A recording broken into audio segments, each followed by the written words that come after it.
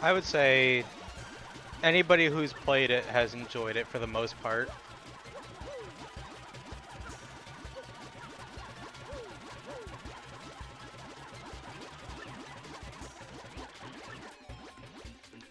I don't think that's too far of a stretch, honestly.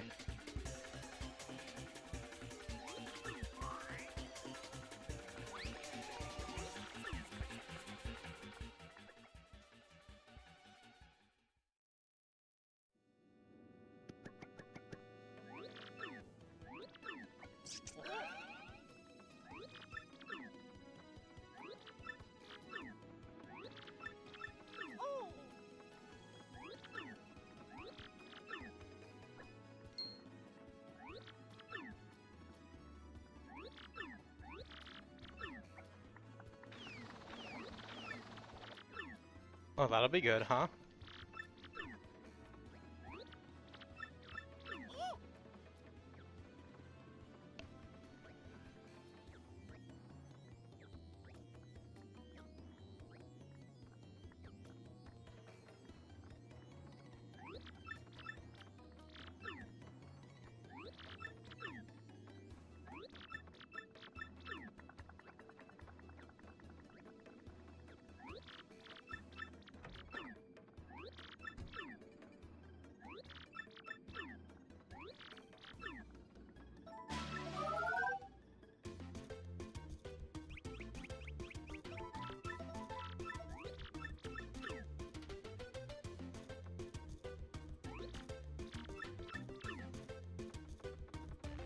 Well, even a little bit helps, right? Just in general. Take care of yourself.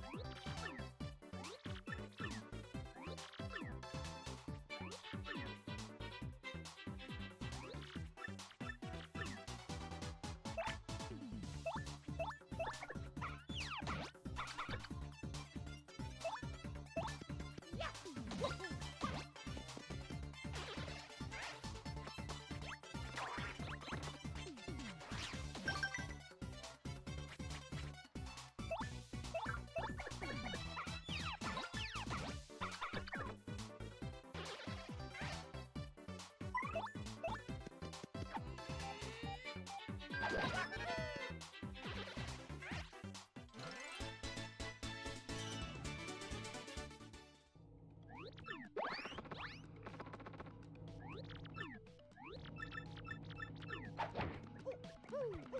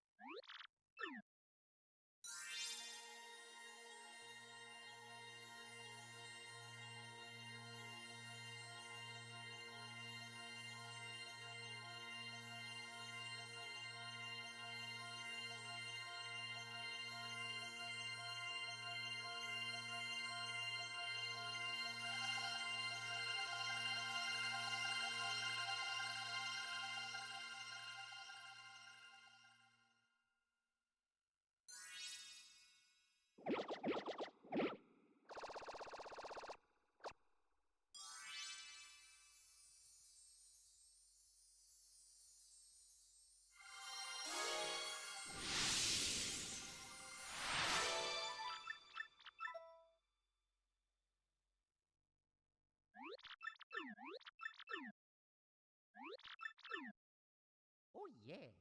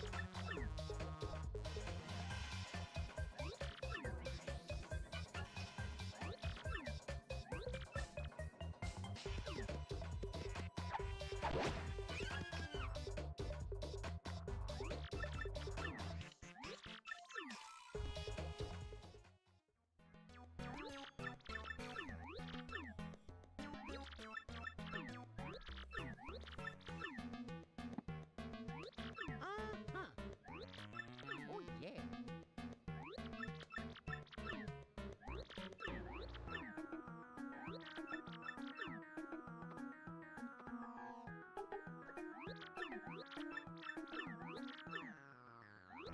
Woo!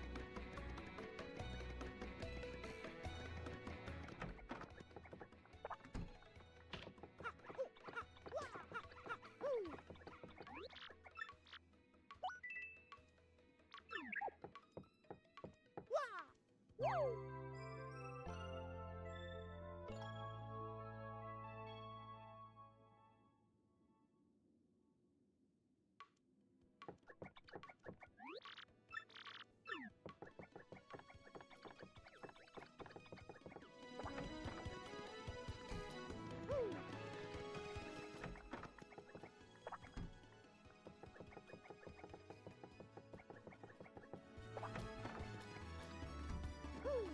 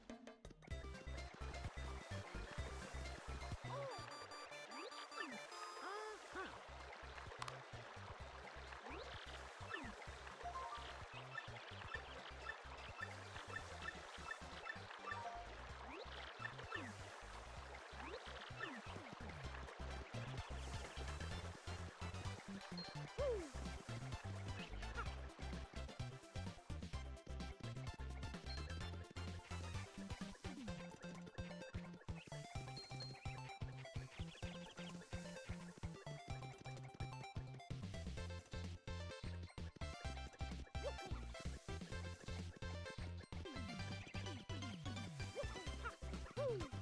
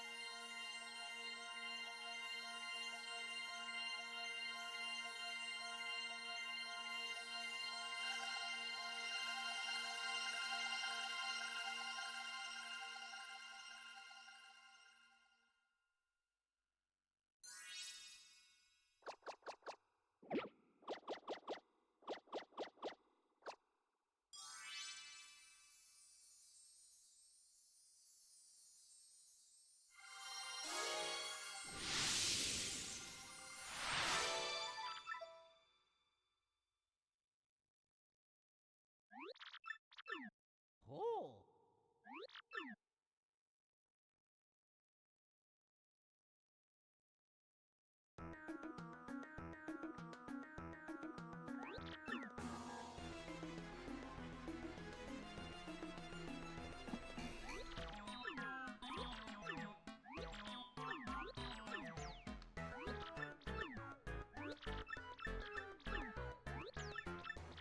yeah.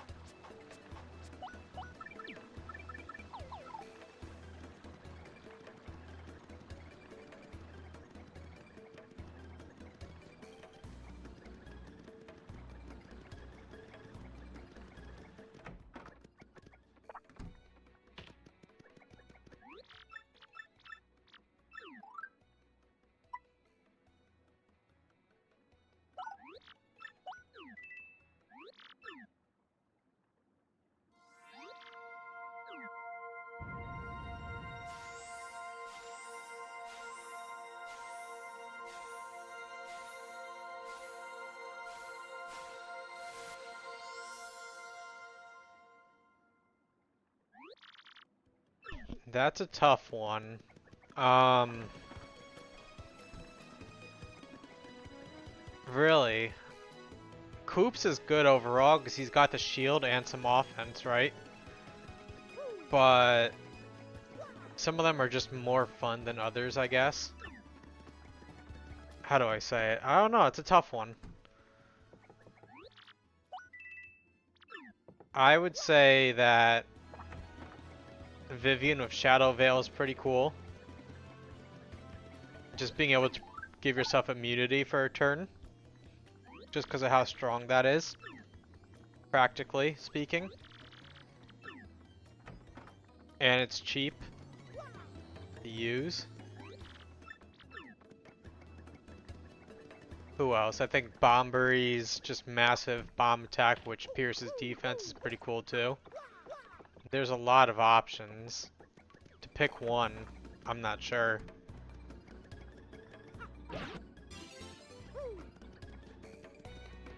Do you mean just by abusing badges and, you know, keeping yourself at low HP like Danger Mario? Because I'm aware of it, I'm just not... Okay, well, the game's giving me the option to run it right now. I'll debate it.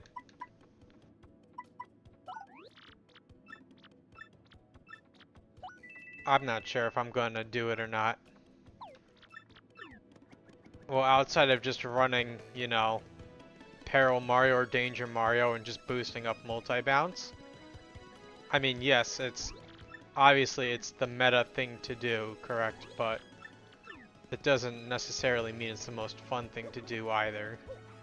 So, I don't know. You can do it, you don't have to do it.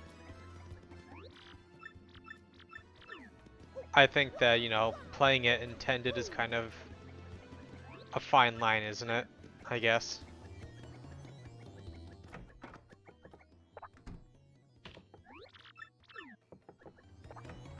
I'm not sure. Obviously running like danger strats for your characters is the best way to go.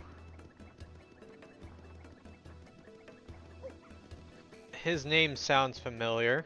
I'm almost positive I've seen him do some wild things. He's the one with the Dark Koopa, correct? As the profile picture? I'm almost positive that's him.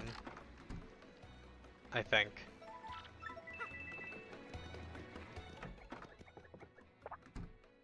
Well, I'm pretty sure that this is just Koops right here, Cherry. Yeah.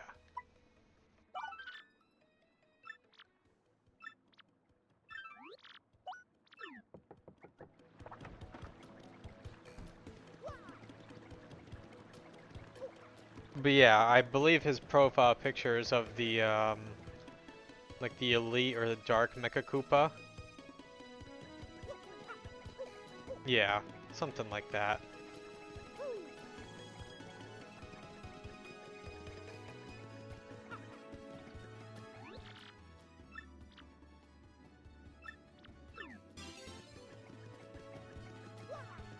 The purple one, the guy that really smacks you hard if you let him charge up. He's a terror, alright.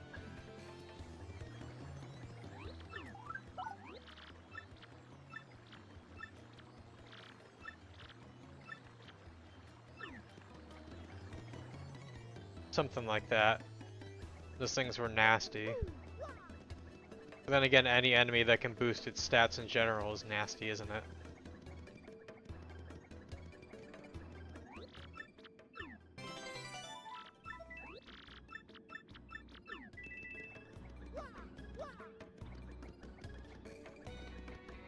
Boosting is pretty much the way you break every game, though, in general, isn't it?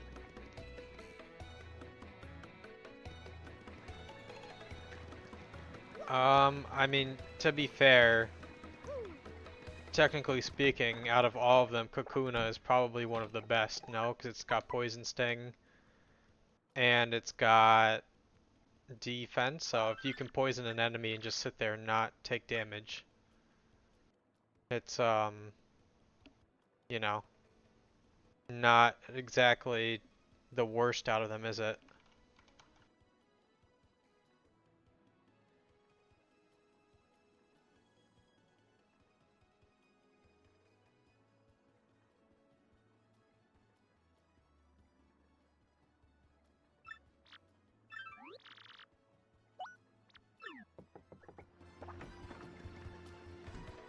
Well, Kakuna, if you evolved it from Weedle, would have Poison Sting. And in the further generations, it also would have Bug Bite. So, technically speaking, I know, technicalities, right? It's, just that he's actually not the worst.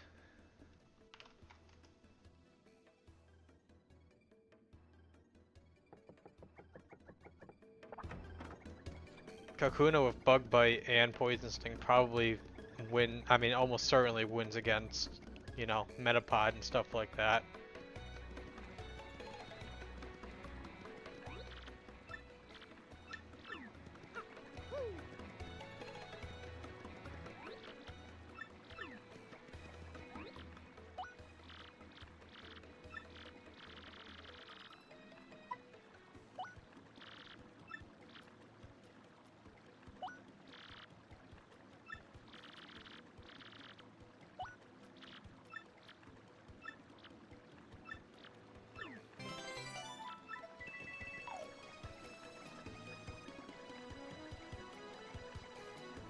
If you don't have good attacks, boosting, again, as you say, does nothing.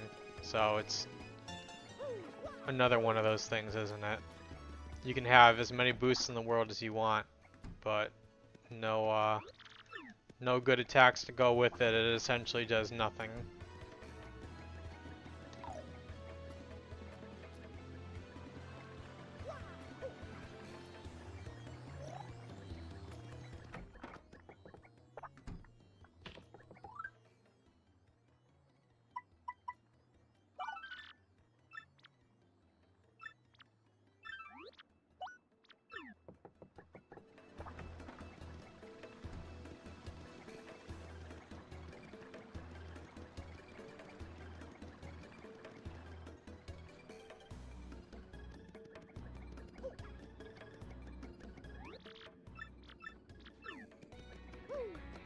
Well, that's true, but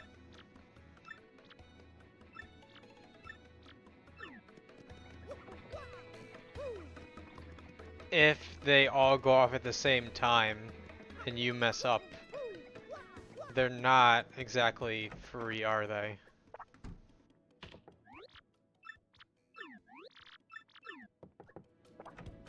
It's one of those things where, yeah, they can boost up, but sometimes there's damage in numbers as well.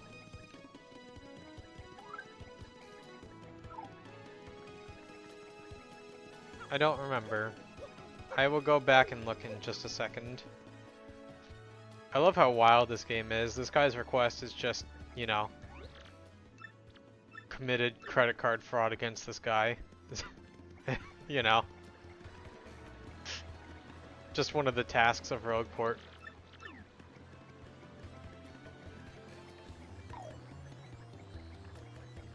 I'll go back there once I'm at the end and take a look. That's wild.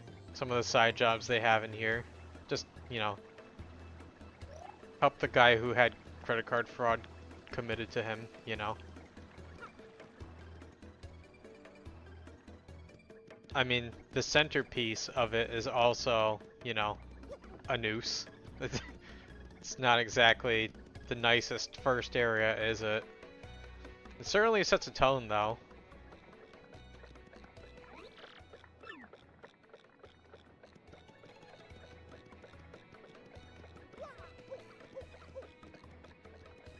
I think it's cool, though, that they're just like, yeah, this is where you're starting. They kind of just respect that you're gonna see skulls and crossbones, everything.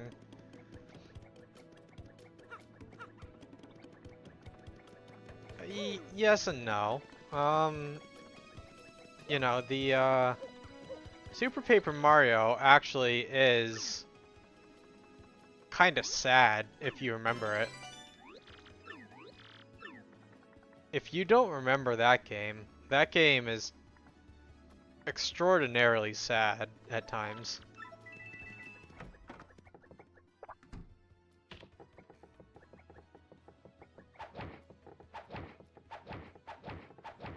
Well, it did come after it. I didn't play any of the others, but yeah, I played this one and Super Paper Mario, and people traditionally have hated the third one. But I think in recent times, people have come to grow on it.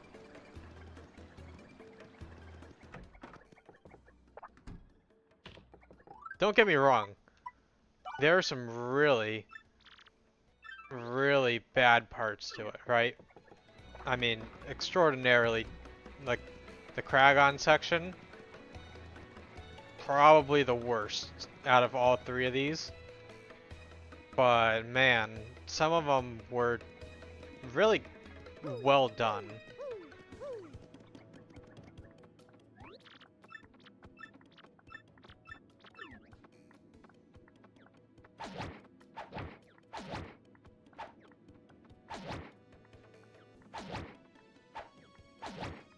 That's kind of the feeling most people have.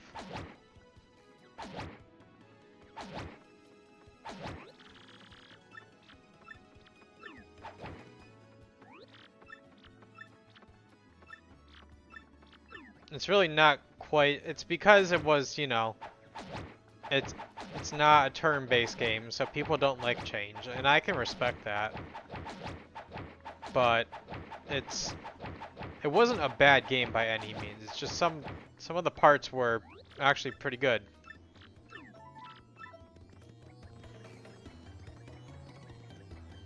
It's sad. I know a lot of people don't like change, and it's a big thing. And yeah, it was a drastic 180 from what it originally was. But it wasn't done badly.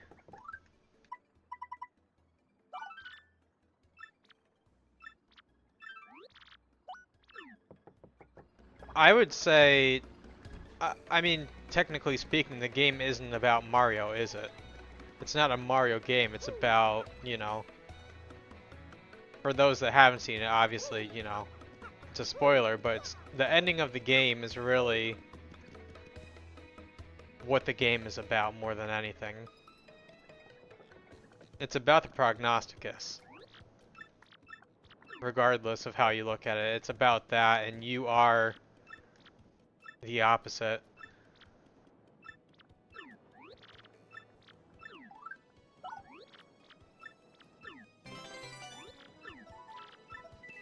It's an entirely different story, but that doesn't make it a bad thing. It's more of how I look at it.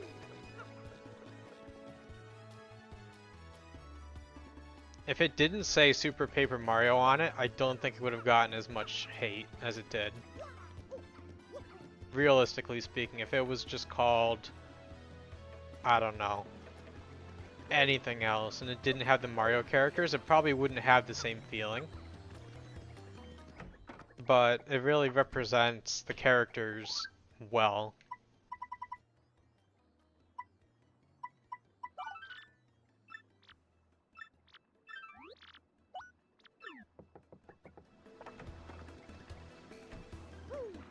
I think it does exactly what they tried to do.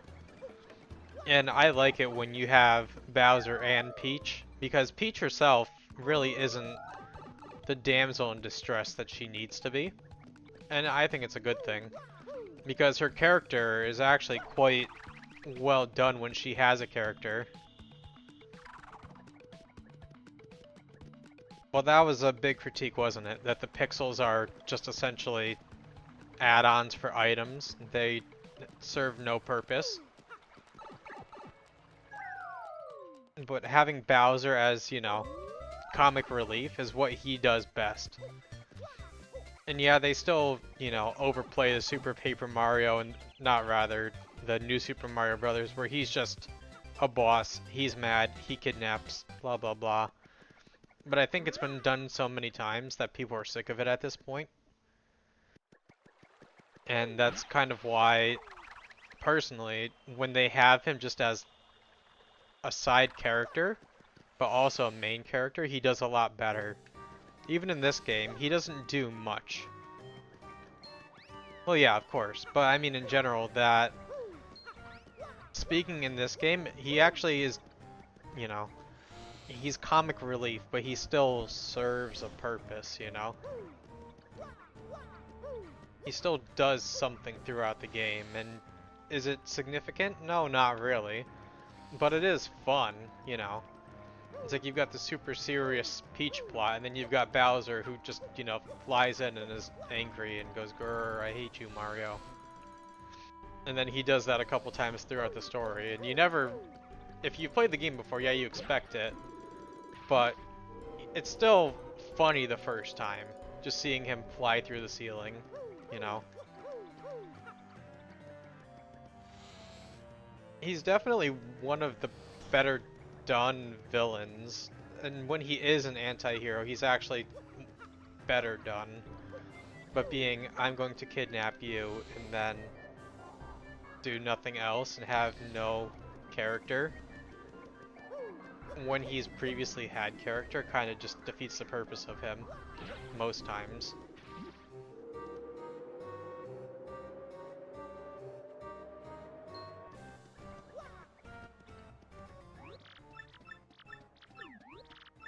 That's why I also liked him in Bowser's Inside Story, because while he was the same thing, he still had his, you know,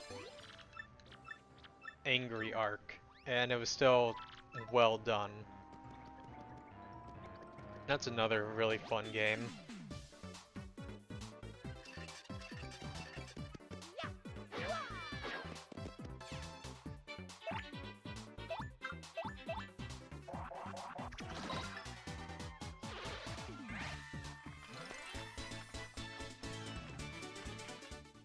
I just think that they need to respect their characters a little more than anything else. Because they really don't very often.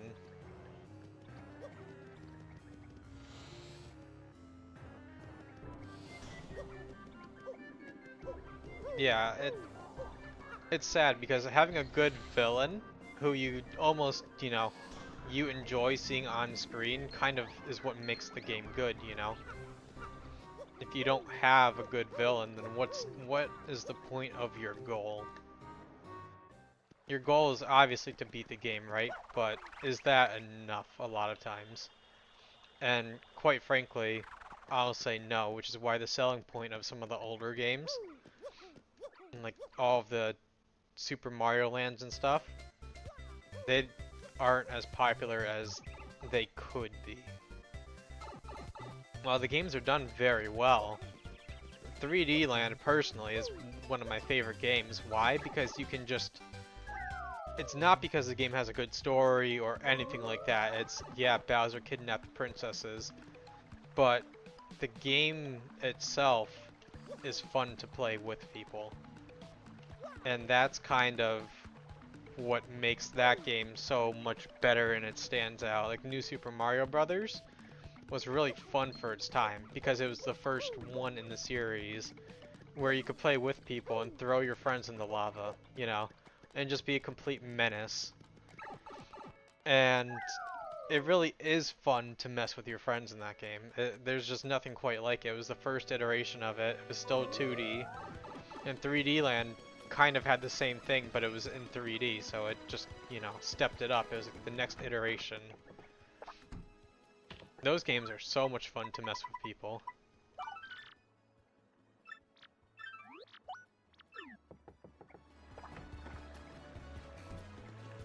Bowser's, yeah, like you said, he's at his best when he's just absolutely doing nothing productive. Or he's doing something productive, but also he's just Bowser and doing something funny. He is the comic relief character. But at the same time, he still does something. Like an Inside Story. The entire time, he's pissed off that he lost the princess and he lost his castle and everything else. And that game is iconic. It's the iconic Bowser's also fighting you throughout the game and he's a villain. But at the same time, he's just getting into trouble the entire time. And you feel powerful as him because you have big number, and big number hit hard. And Bowser hit hard because he's Bowser, you know? He's slow, he's rude, but he also hit hard, which is why Bowser is always the best character to play as. Because Bowser hit hard and Bowser do funny things. You'll have this super serious character in the background talking about how he's going to destroy him, then he laughs at him and goes, "I'm going to punch you." And then he does. Then he walks up to everybody and punches them. Or sets them on fire. And that's just what he does. And in a way, that's exactly who he is I punch thing and hit thing hard.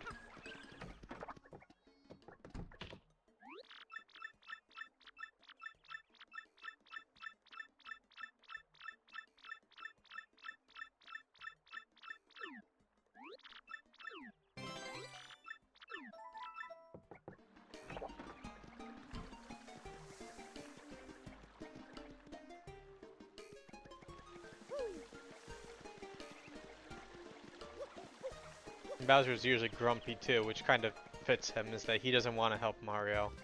But then he's like, well, the princess is here and she says I have to. So I have to listen to her because I want to kidnap her tomorrow. And he feeds off the princess very well while she's really abrasive. Kind of like him, but also she won't take no for an answer. It's funny how he's just like, oh, grumble, grumble. Okay, okay, you win, princess. I'll work with Mario. But I hate you, Mario.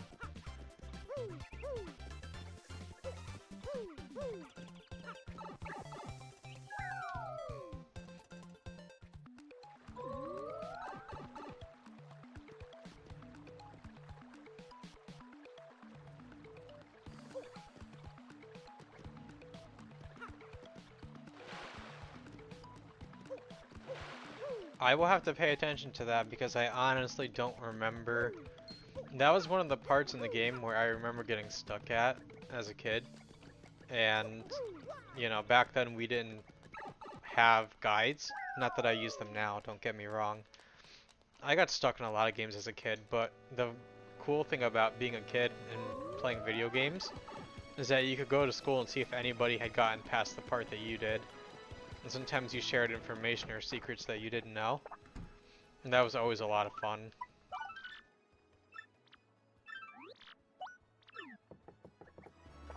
I'll have to watch out for that scene with Flavio. I take it it's probably when he's on the beach and after you rescue him and you're taking his gem.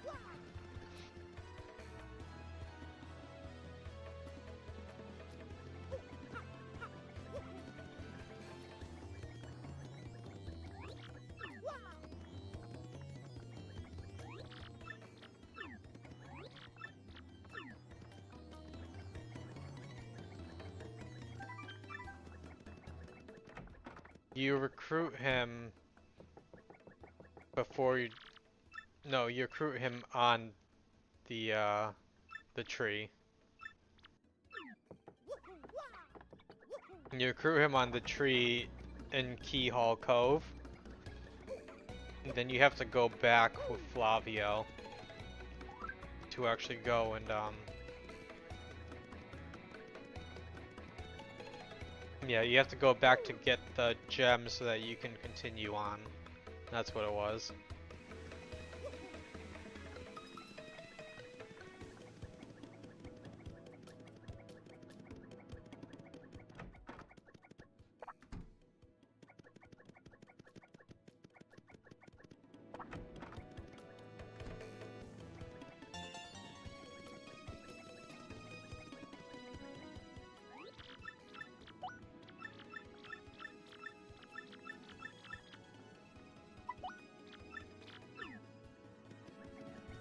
Oh, yes. Luigi has a million stories.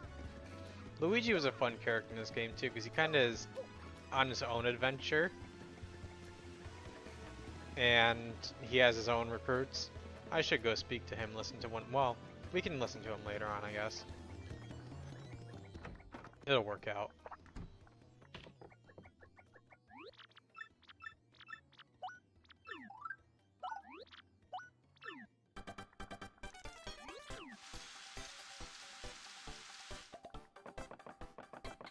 I always find it funny that Mario falls asleep in these games. Like, he just has no patience, but neither do any of the other characters. They all fall asleep.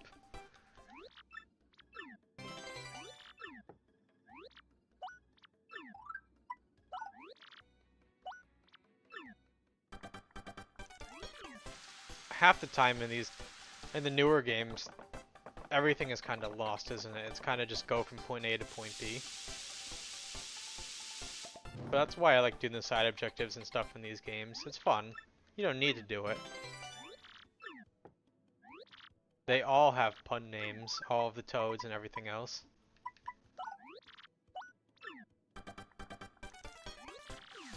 I've come around a bit to using items in these games after playing Bug Fables. So I don't mind using them on like the common enemies and stuff, and then trying to go and wipe out bosses with just special moves and stuff. I've always used special moves, but not items in battles. Oh, there's a lot of them in all of these games. You've got Zesty here alone.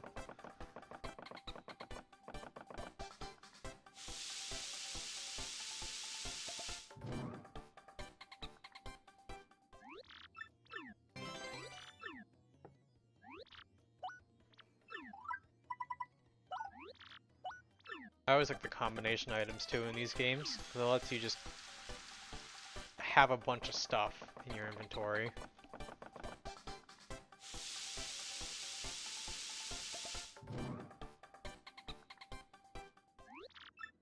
Oh, what's his name? I don't remember his name. But I liked him. I liked how unobservant he was for a detective, but also quite clever at the same time. Completely unobservant in almost all instances.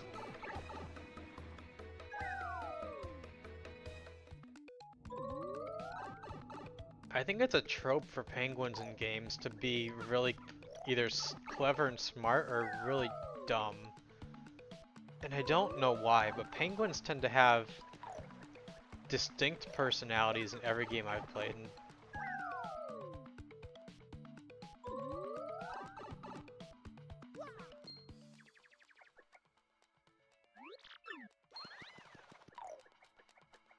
I'm not sure. We'll get there at some point though, Cherry.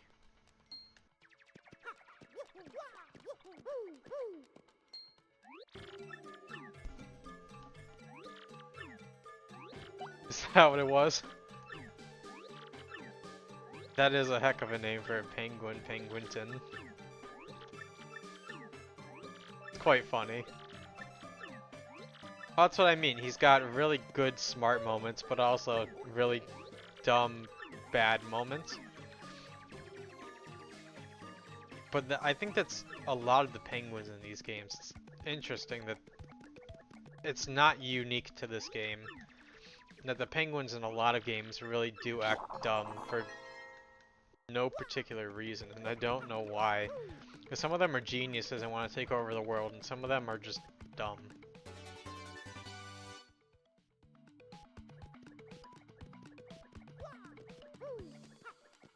I don't know where it came from, but it's not something that's ever gone away.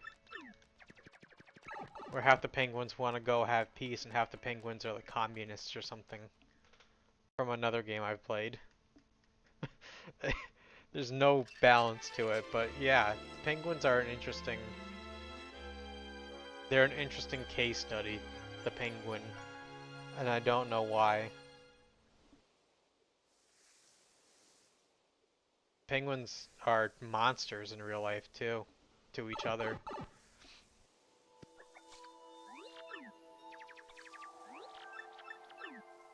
Then again, a lot of animals in nature are, aren't they?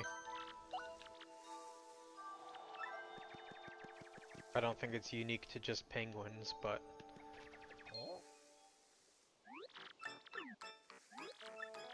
Are you, huh? So they are, as I said, they're monster. No. I felt like Penguinton was too on the nose.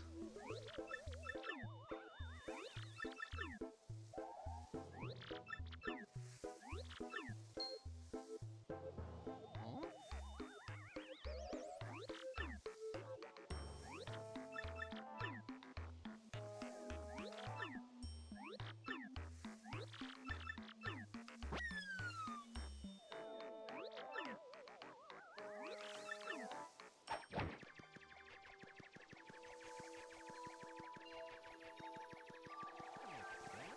You know, that sounds a lot more correct than Penguinton.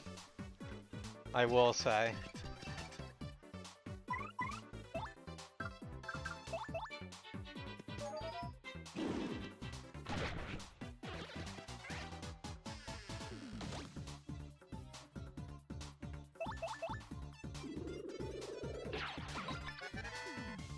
I think you were close enough that I would have believed you if you said it was Penguinton.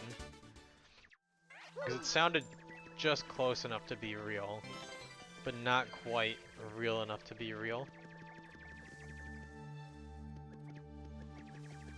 I'll bet you someone out there wrote it down as Penguinton and truly believes that as well.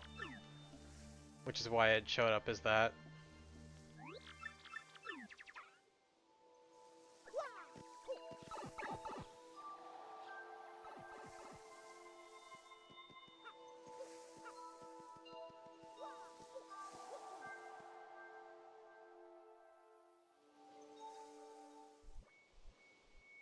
Speaking of which partners I prefer, Flurry is not one of them.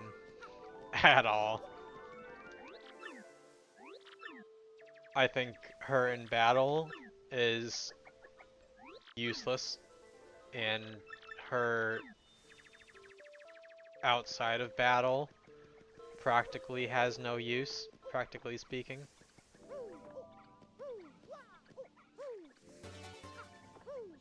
Yeah, you can, you know, move away some background stuff, so it's kind of cool. And you can stun enemies, but I'd rather just hit them and have them defeated than stun them for a turn.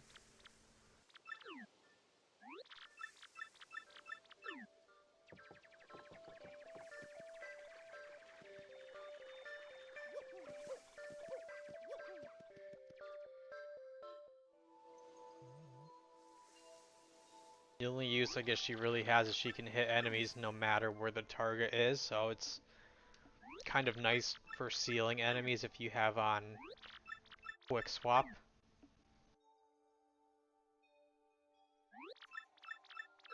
Pennington is a real name for what? Like an actual detective in another universe or something?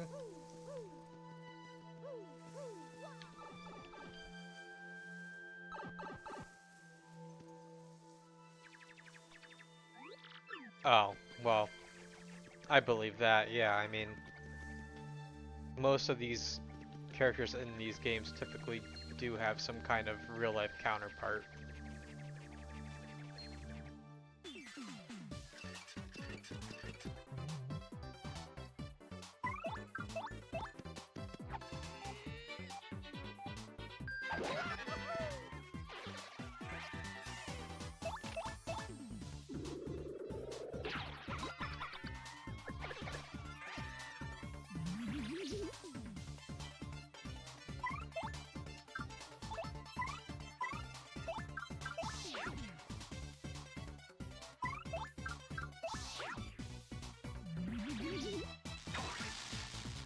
I would say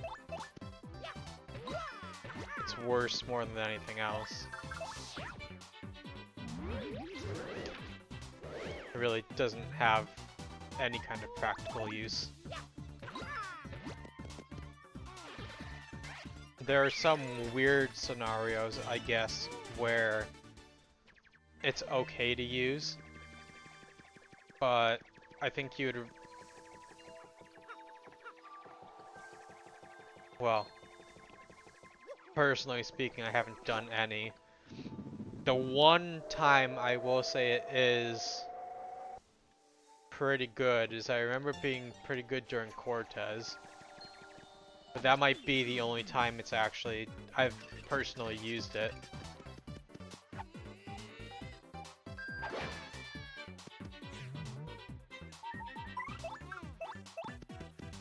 But then again, it's like I usually say, I guess. If you defeat him fast enough, what's the point in defense, right?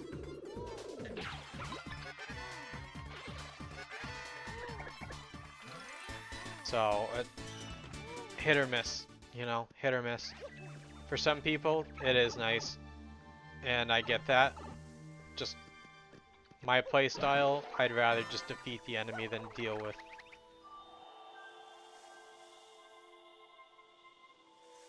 Yeah, yeah.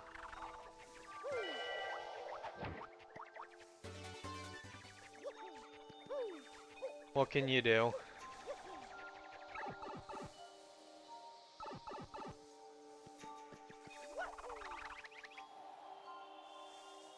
Speed up is a great thing. Just realistically speaking, I don't think you'd be able to use it very well. And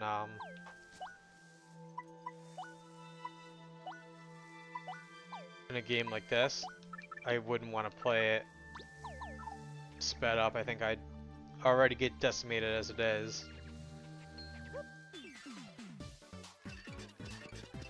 Dolphin has certainly made this game look a lot better than it probably normally would.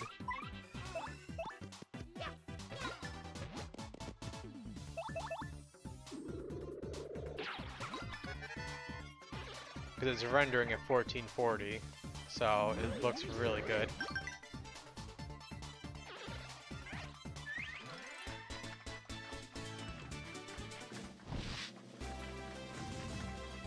But this is what it would natively run at if it could, if that makes sense. If it could natively run at 1440p, this is exactly how it would have looked in the GameCube version.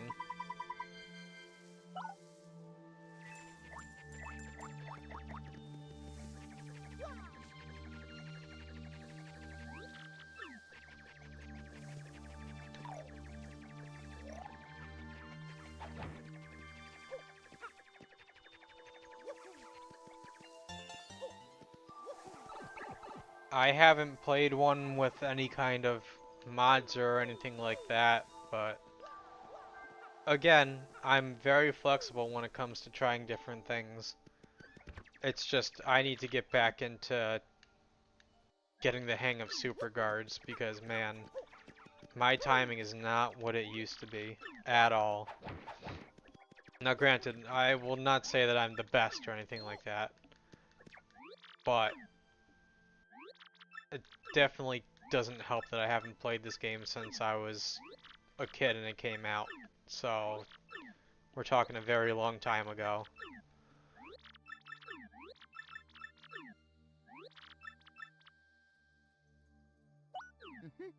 I think personality-wise, most of them are fine, right? I just don't think functionally-wise they were all created equal. If that makes sense. I think there are some, I mean, look at Miss Mouse. You could give her as much love as you want, but sometimes you'd rather have no partner than her.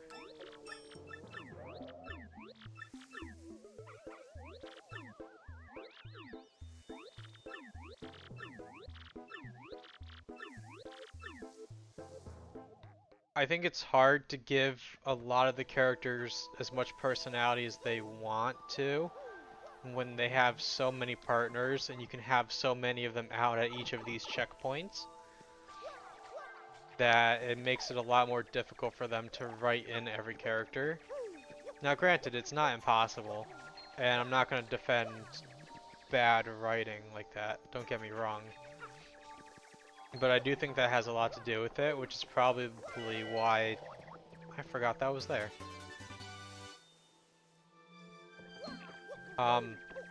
Sorry. I forgot that was there and I was just hopping.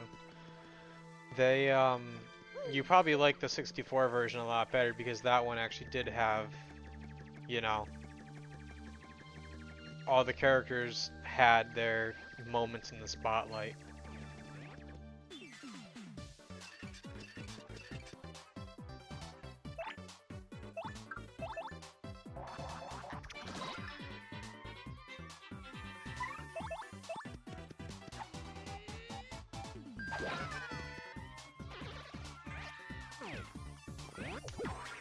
Yeah, I think that it definitely lacked a little bit. Like I said, I never played the 64 one. I don't think... No, we definitely didn't have it on the 64. So I just never got to try it. But I am sure that, like you said, it was a lot more open. Like they all had their moments, like you said, more.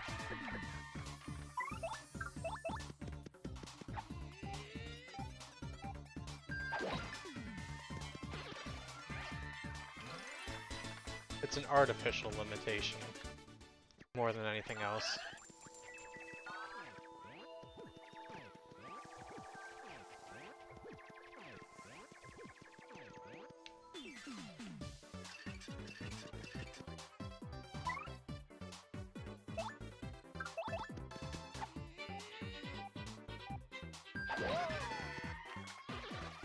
Your partners in that game were, you know, Mario, Peach, Luigi, and Bowser. That's really about it, you know.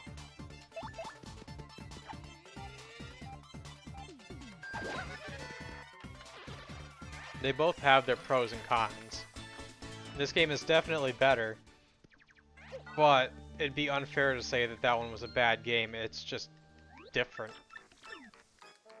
That's all. Just because something's different doesn't make it bad. It's just not the sequel that people wanted. That's all.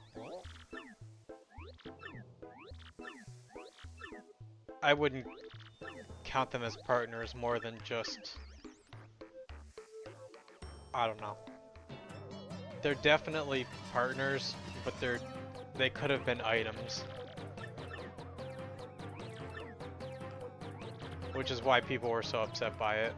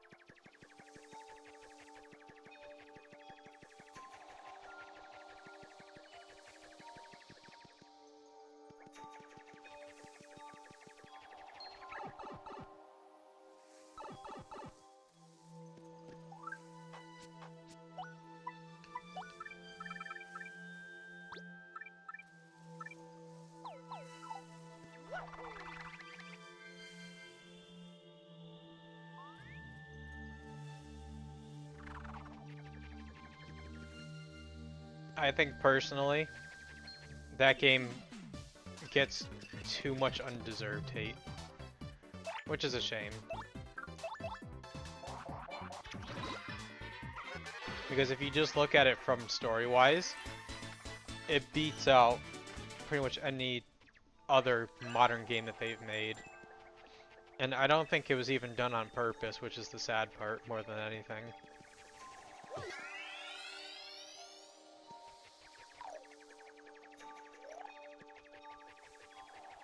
And depending on which way you look at it, it does have a happy ending. Or a sad ending. Depending on who you ask. And I think leaving it up to the player is a good choice. Oh yeah. I think that matters more is that they are willing to try, yeah. Huh? Trying something new and failing isn't a bad thing, and I don't think that game failed. I think it's just the hardcore turn-based audience did not get what they wanted. And they whined and they complained. And rather than backpedaling and going back to what worked, they kept the same formula and lost out even more on whatever it was, Paper Jam and Sticker Star. Because I have never heard anyone say good things about it. At least Super Paper Mario, it had redeeming points, you know? But I have never seen someone point out a redeeming point on any of the games after 3. And that's a shame more than anything.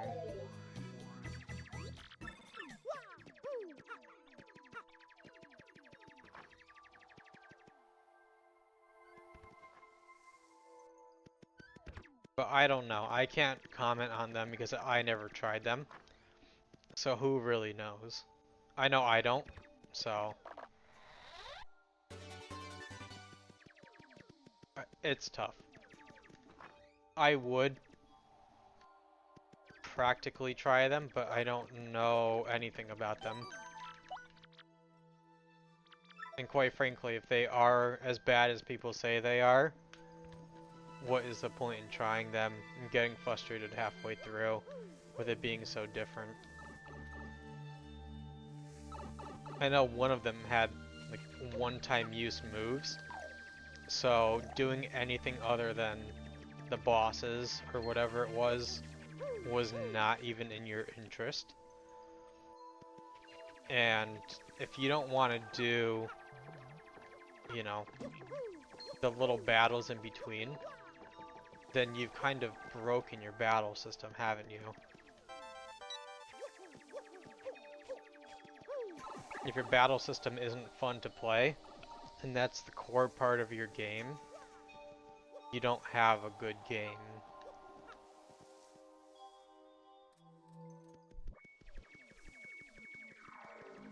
And I think that's usually the complaint with those games, isn't it? Is that the battle system wasn't good.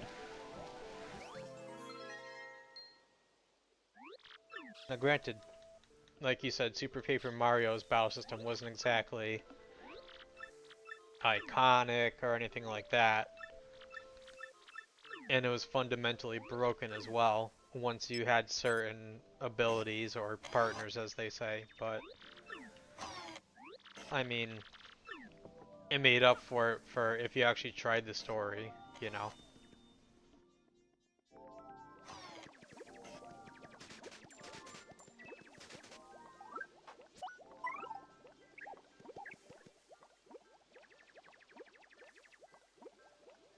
I think it's probably the worst part of it is the fact that it was done on the Wii and it had motion controls. You know, if it didn't have that, I don't think it would have gotten nearly as much hate as it did either.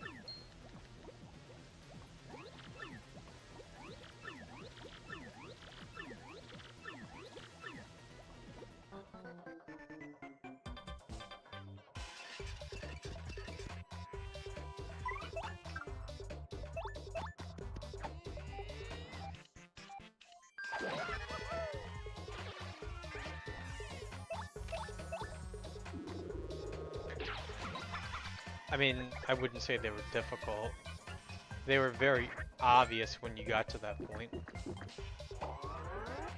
But I think it was just more hate because people didn't want to deal with it. Which is fair. You can not like a core mechanic of a game. That doesn't mean that other people didn't like it. It was just, like they say, it was a weaker part of the game. It was, you know, you're in an empty room, what do? Point at the screen. That could have, you know, it could have been a partner who said, here, let me go point this out for you. Like Koops or Goombella, and they pointed it out, and then they unlocked it for you, and it could have actually been a side character, you know?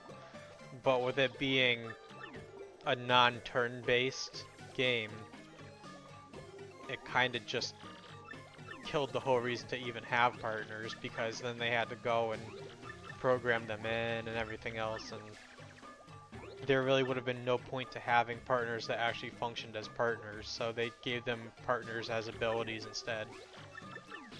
Probably not for the better. Alright, Cherry, I'll see you around.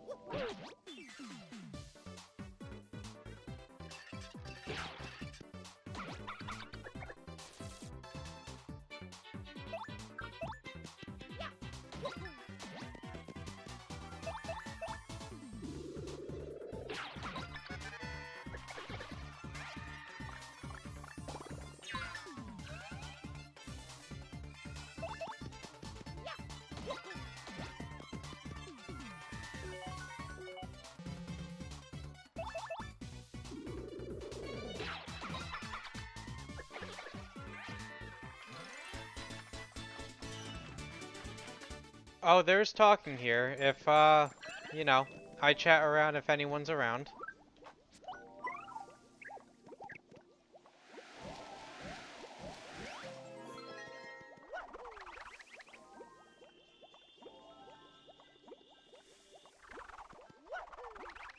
It's just usually quiet, if that makes sense.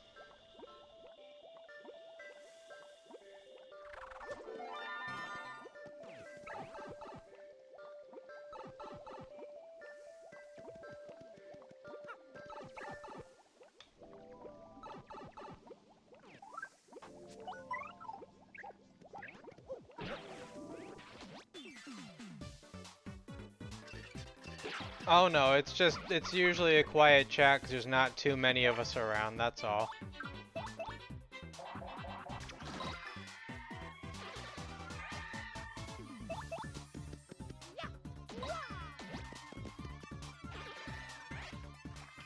Relatively small around here, that's all.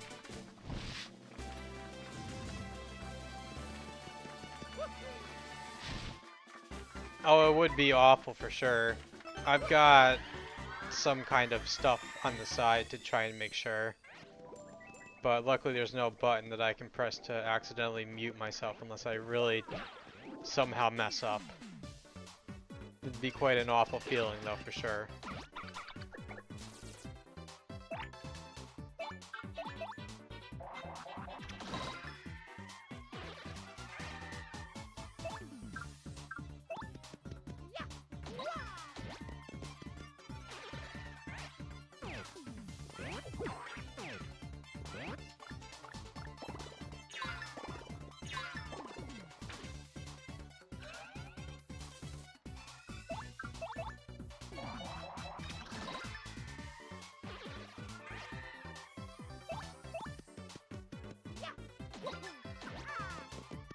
Yeah, I'm not, how do I say it? The most constructive speaker. I kind of just hang out and chat with the people who are live watching, and I keep the actual chat in. That way, nobody's missing out on what was said. I'm not the best at it or anything like that. It's just not super, I guess, talkative for the most part. I guess it's just a more of a my problem thing, isn't it?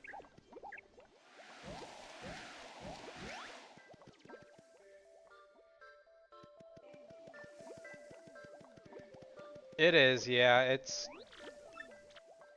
a lot. But I do it for fun, so, you know, it's no pressure or anything like that.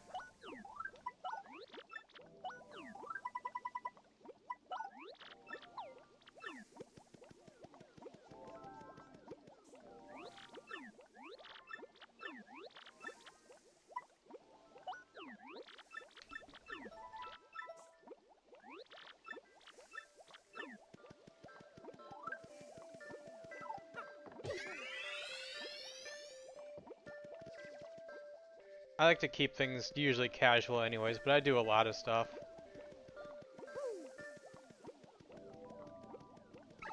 Definitely no expert, believe me. I've played through it once or twice when I was little, but aside from that, not really, no. It's kind of just a casual more than anything.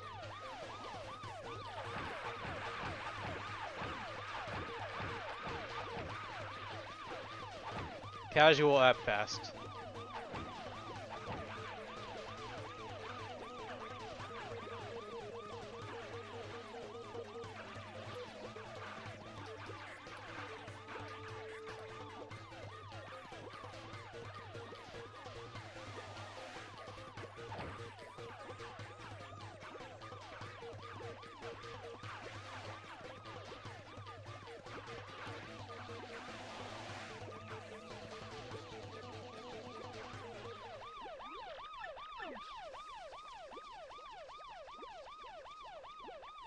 But I was speaking with another viewer and a friend of mine, Cherry, earlier,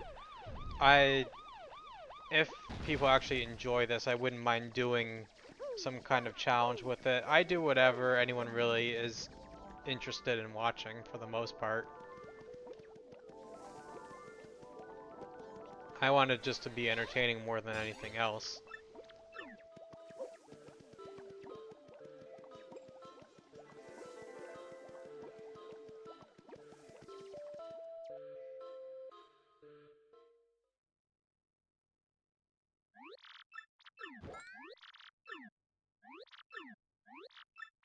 Yeah, they're pesky little Jawas, or however they're pronounced.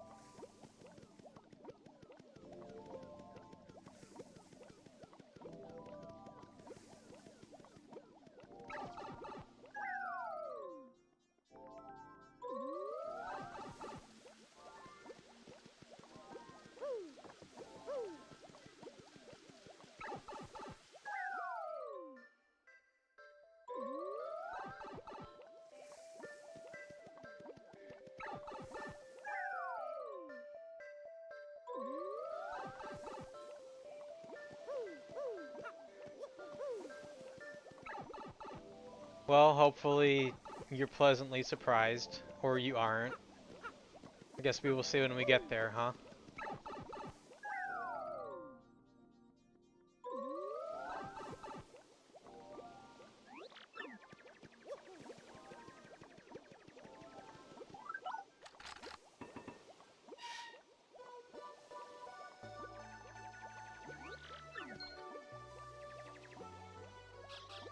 Yeah, but that's not necessarily a bad thing, is it? That it's slower.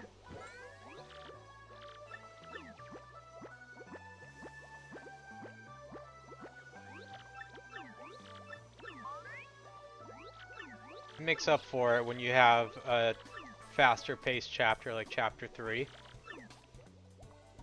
You always know you're going to end up with some kind of involved section once you get towards the end of the game, so having a break in between major chapters isn't a bad thing. They usually have a fast chapter and a slow chapter. This one is definitely slower compared to, say, 4, and especially 3, where it's just battle after battle after battle, but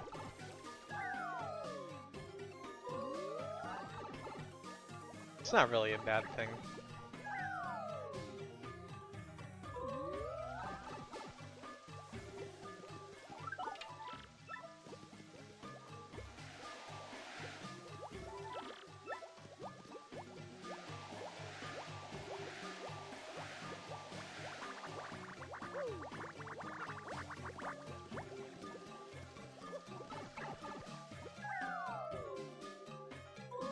Patience is important, no doubt about that.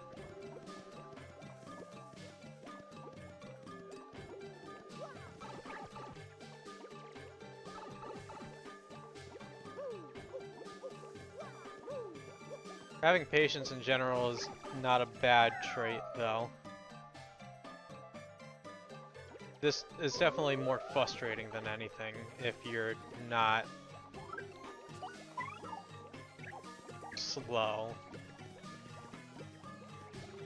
If you are slow with it, it's not as bad, but you definitely are not going to enjoy yourself your first run through.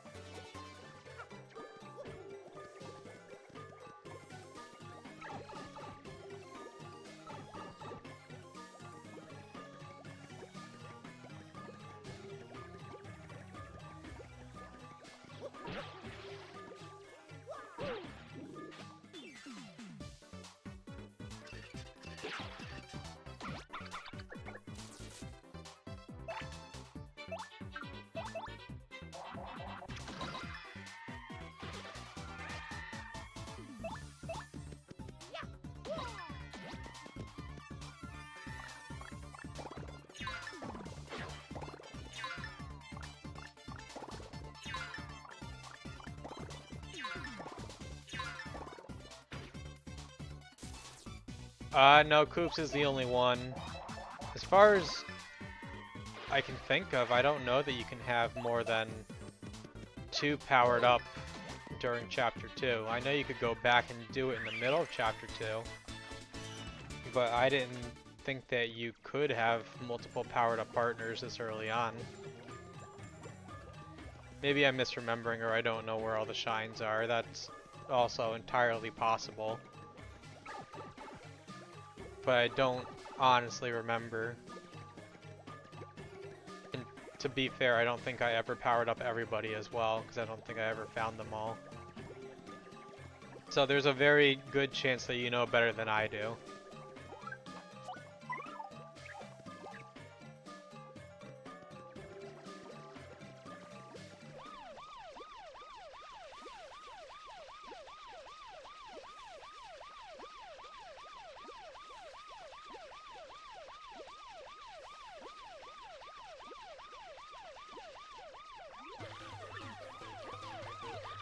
That would make sense.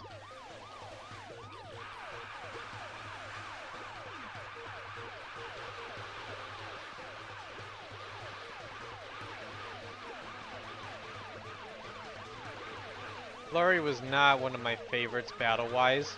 I like Koops because he had his shield and, you know, being able to hit multiple enemies. That power shell sometimes is more than a +1. You know, you hit 2 enemies, that's +2. You hit 4 enemies, that's +4. A lot of times there's more than one enemy, so he's very useful.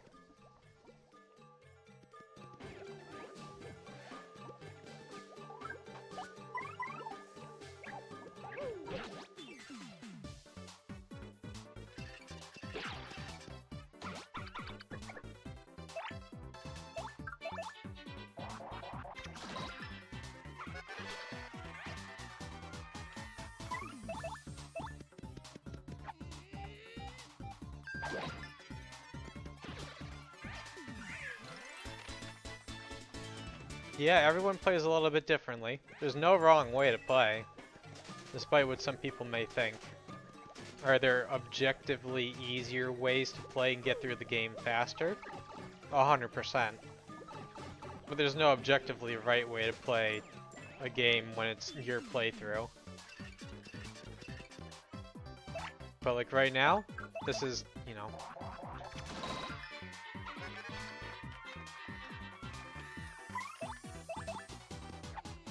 She has her uses, especially with the dodgy ability, but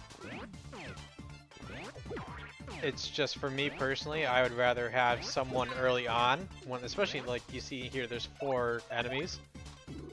It weakens them all just enough. I should have gotten some FP beforehand, and it would have been a 1-turn finish. But that was my mistake, I wasn't watching my stuff. But with Quake and with Power Shell would have been it.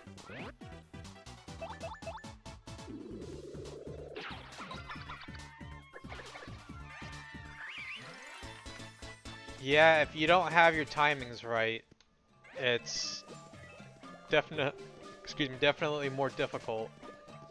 Because I think you only end up having, what, a 3-frame window to actually go and hit every power bounce. And then with Danger Mario, it's just the easiest thing, so it's no question. But it's just one of those things, right, where there's nothing wrong with playing through it that way. But for me, it kind of takes some of the fun out of it if you can one-hit every enemy. Was it intended? Sure. You can call it intended because they gave you the badges and the ability to stack up your attack. But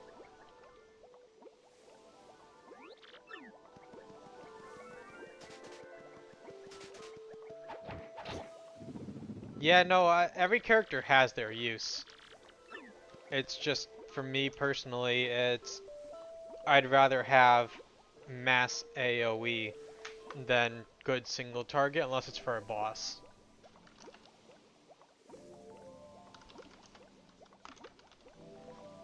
but, you know, it's different for everyone. Like I said, there's no right way or no wrong way. If you're having fun, that's the best way to play a game.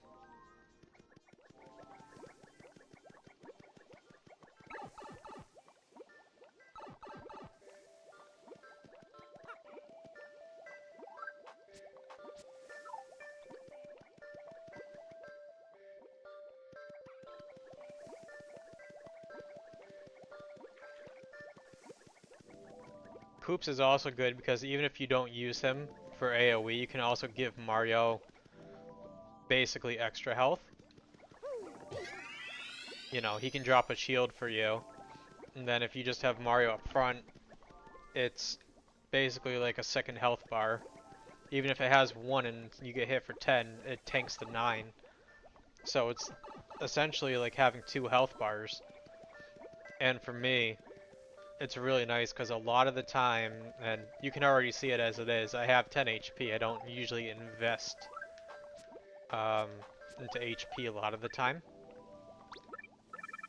So it's nice to be able to have fake extra HP, if that makes sense. It's not real HP, but you can get hit a lot, and it's basically extra health. Yeah, that's what I mean. It's basically like an extra HP bar.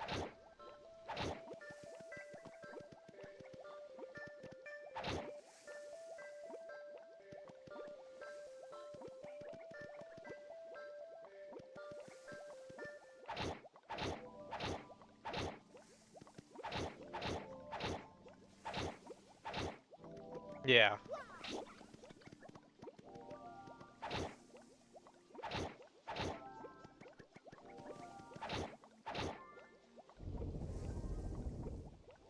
Having 2 HP bars is always very nice, especially when you don't invest any into HP or very little as it is. I'd rather have the damage, so it works out.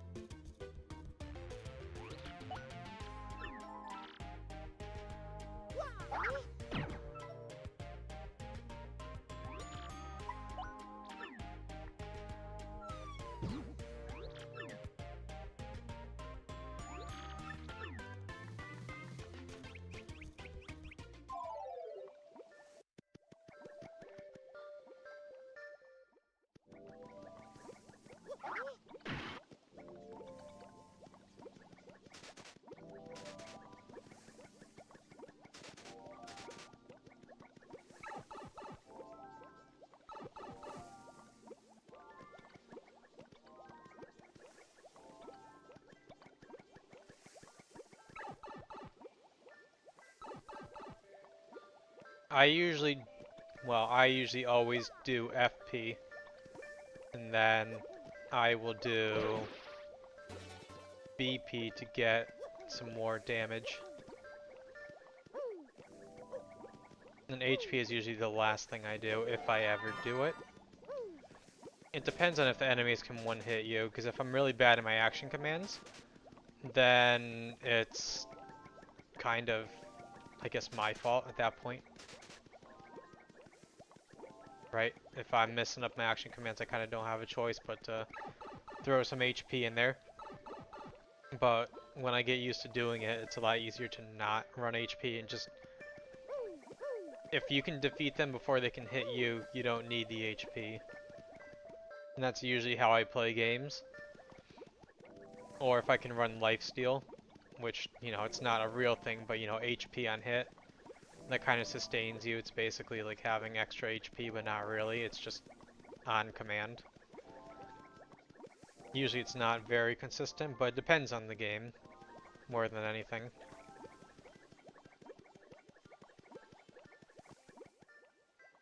But my general rule is if I can not have to invest in HP, I wait as long as I can.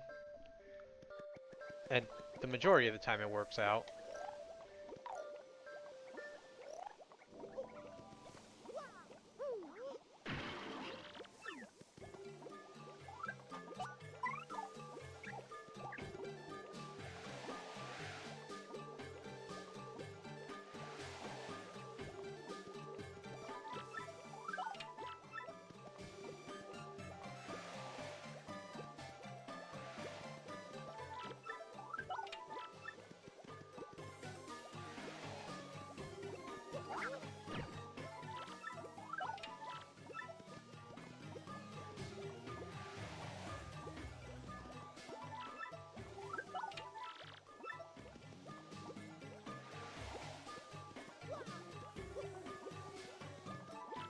There's a lot of games out there where lifesteal is so strong that you never need, say, food or items and stuff like that, however you may call it.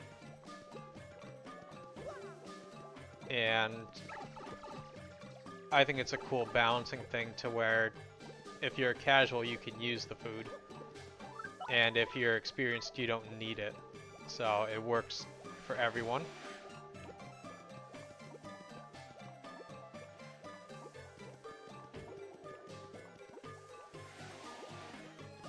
Not every game calls it lifesteal, but it's the same principle, really.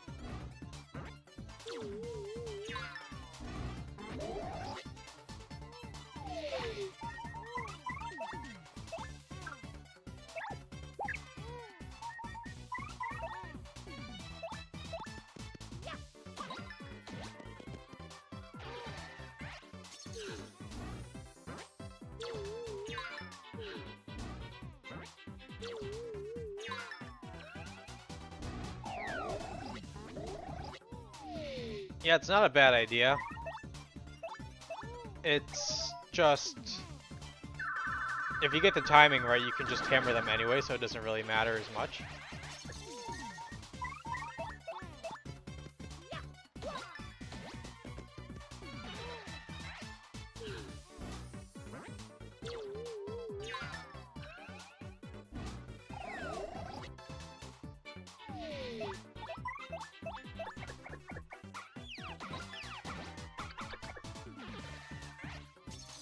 Sometimes it's easier just to hit them, or, you know, in Koops' case, you can kind of just hit them from a distance, and then he'll hit them for 3. When you have the upgraded hammer, I fully agree. And you can ground pound, but those guys are usually high enough up in the air that it's not worth it to go for them. But that's, you know, when there are enemies in the air, Koops is just not good. Which is, you know, a balancing thing. He doesn't need to be good everywhere. You should have a reason to use all of your partners. They're not too bad. It's just that they have those things that they summon. And, you know, all you need to really do is just have someone hit them the first time. And then Mario, with the upgraded boots, can one-hit them, so it's fine.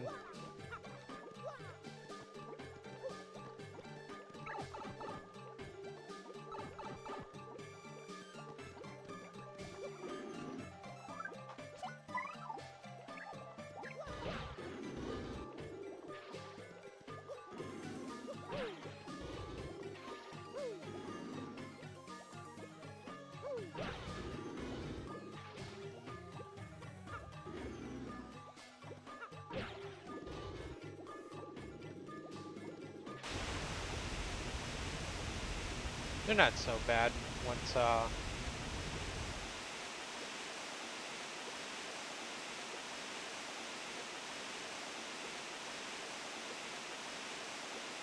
the aerial thing doesn't bother me, because obviously that's why you have other characters and that's why you have Mario, so it works out either way.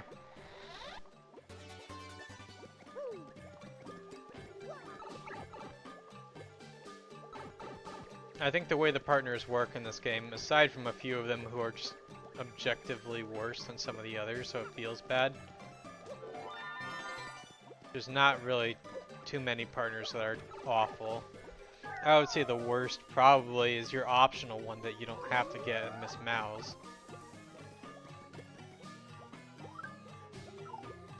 But, you know, for being an optional character, I don't think it's the worst thing, I guess.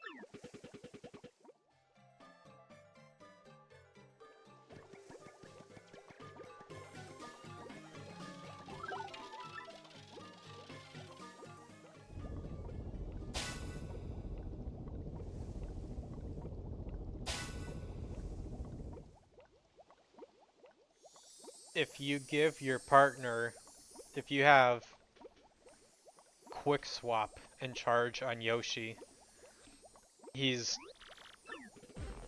second to Mario. Unless you need him for multi-target, then he's definitely best. Because if you swap with charge, usually at the end of your next turn you would lose it. Yeah, I mean, Mini Egg does work, but if you have charge, usually it lasts 2 turns. The first turn you charge it and then you swap, and you would lose it the turn after. But if you have quick swap, then you can go from that character to any other one, and there's no cooldown reduction because it loses it at the end of the turn, not after use. So it kind of just, you know, you can have indefinite charge that way with just a little change.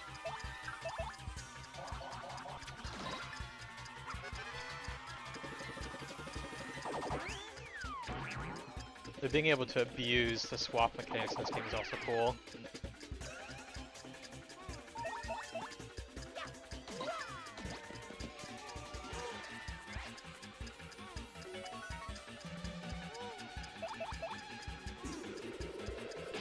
Charge is definitely... Charge on your partners is a broken thing, just because of how you don't lose it.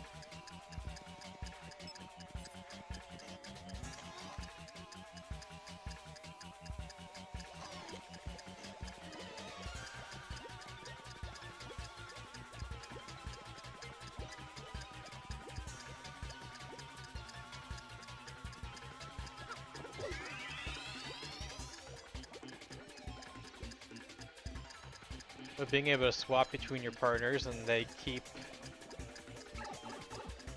Yeah, quick switch is also really good, just in general. Not losing a turn is huge when you only have 2 moves a turn.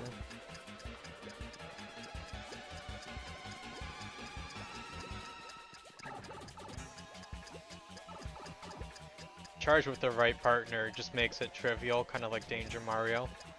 But with that, at least you have to set up. So I'd consider that more balanced than just keep your HP permanently at 5 and then one hit everything. It's a strategy, and it's a good strategy. It's just not one that I have ever really used. Definitely I didn't know about it when, you know, on first playthrough, but you've seen people use it, so it's not like it's a new thing at this point.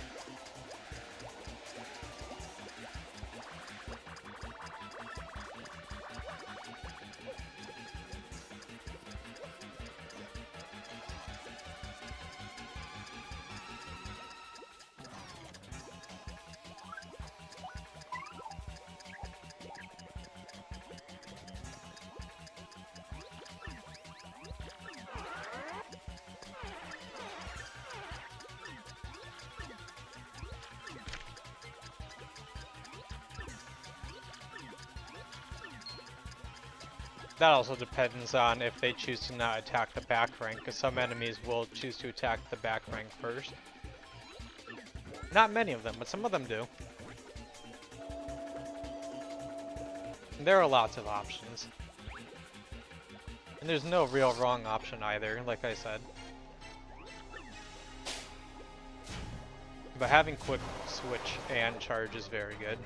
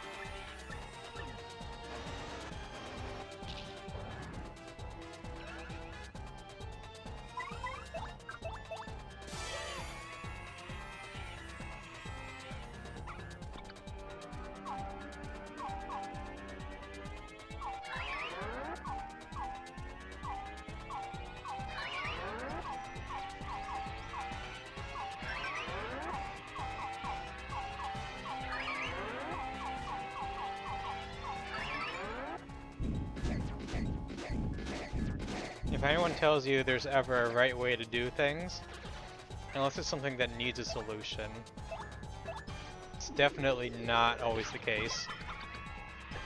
Sometimes there is only one solution, but that's not always the case.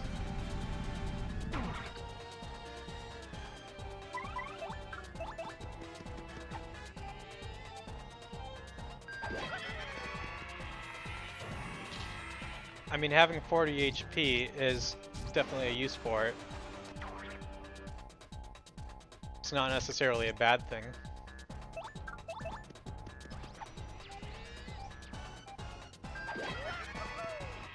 Having a designated tank isn't a bad thing, necessarily.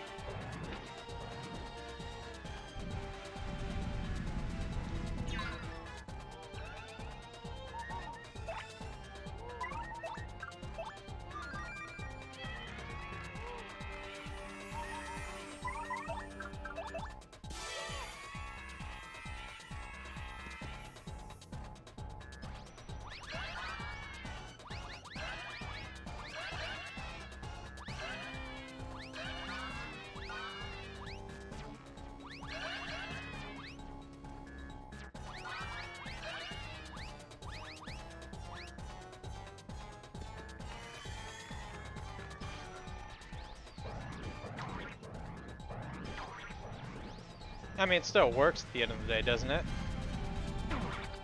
That's what matters more than anything.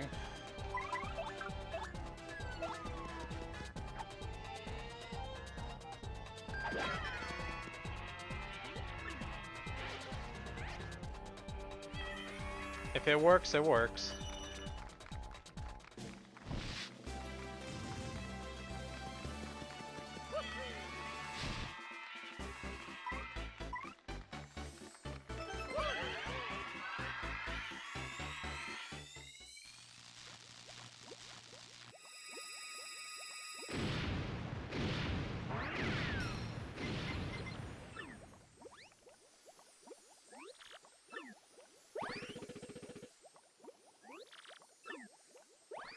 Yeah, I got through it. I definitely should have taken out the arms, but that's okay. It wasn't necessary in the grand scheme of things, right?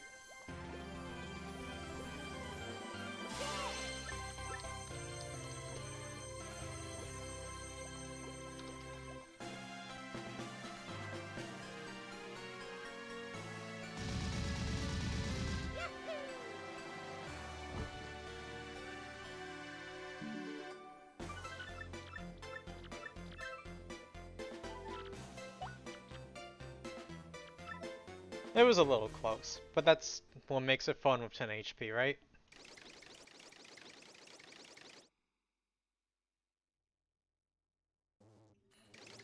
Yeah. Yeah, he definitely got flipped and lost a couple turns, which would have definitely made it significantly easier. But when you hit them harder than they hit you, you sometimes just get through it, right?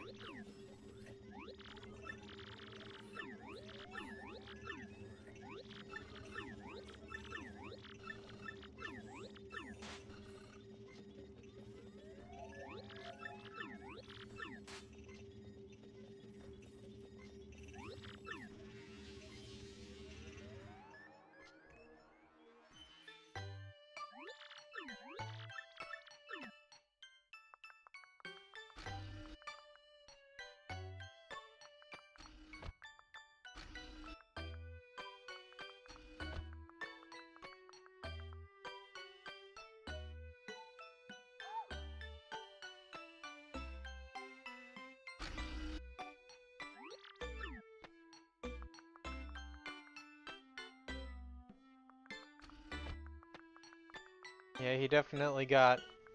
I think every time he got hit, he flipped. Which, I don't know what the odds of that are, but... You take the luck and you lose the luck. I've gotten a lot of items after the battles. But at the same time, sometimes you lose coops too.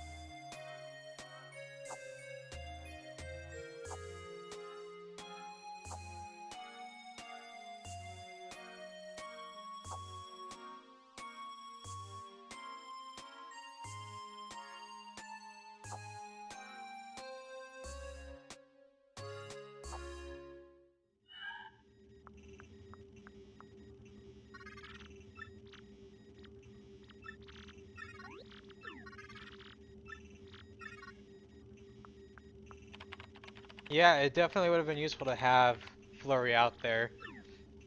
But she only would have been dealing 1 damage, just because she wasn't upgraded. So there really wasn't much of it use to having her at that time, because those 1s and 2s, the few hits he did get in definitely did make a difference.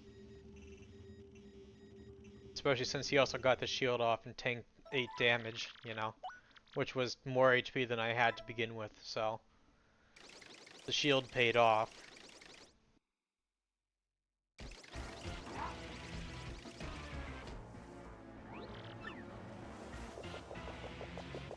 I probably could have just let him continue to shield and it would have been faster, but then I may have also run out of FP. Had to start earlier as well, so who knows. It worked. The appeal was more worth it than anything, just for the heal.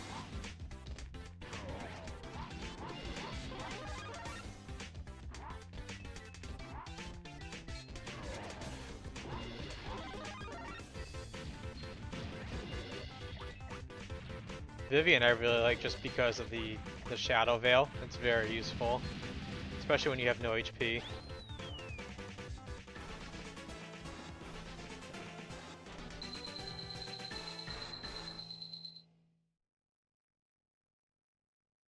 The Bowser sections, I am glad that Bowser had an entire arc in Super Paper Mario, because it was just fun having him around.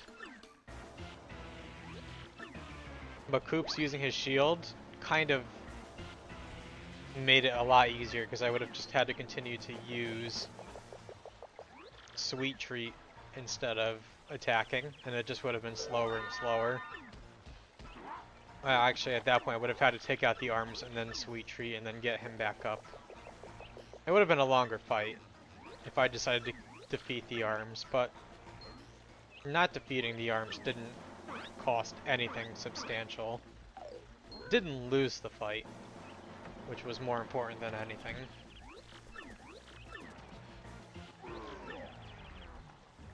Sometimes you get punished for not having health.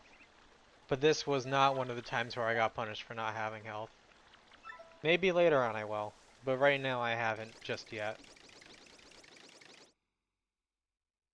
But we'll know, because I'll game over at that point.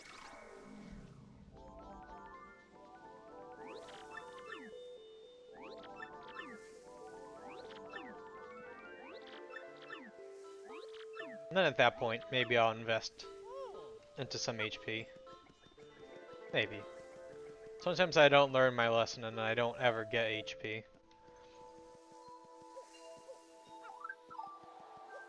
Call it stubborn. I'd rather have the damage than the health. But I may not also need all the badge points eventually either, so having the HP wouldn't hurt.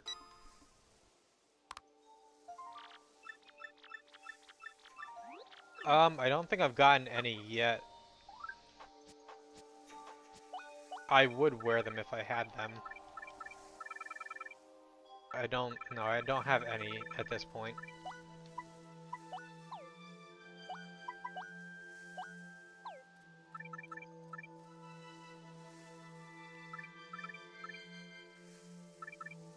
Yeah, I don't think I need too much more right now. I can always take some stuff off.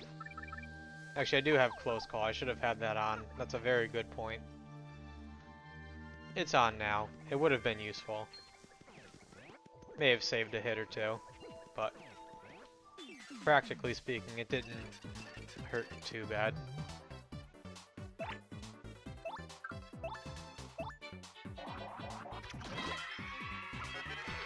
Yeah, in that little flurry area.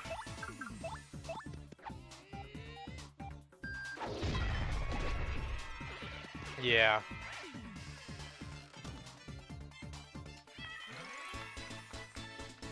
That's what, pretty lucky, I think? Possibly. I think that's what it's called.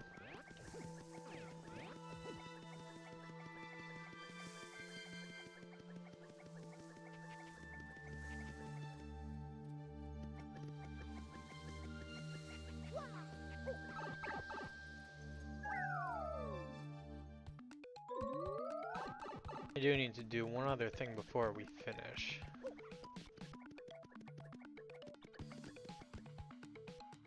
Just a couple things I need to do. I do the help wanted stuff because I find them to just be little interesting side things. You get to see what the characters are about.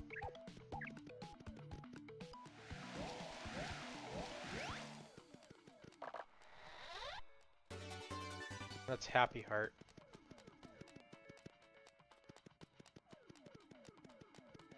So it's by the bars? You don't mean these bars, do you?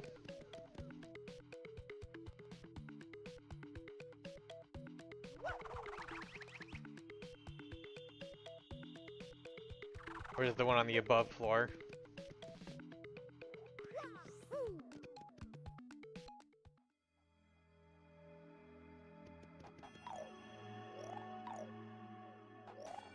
You mean the bars up here?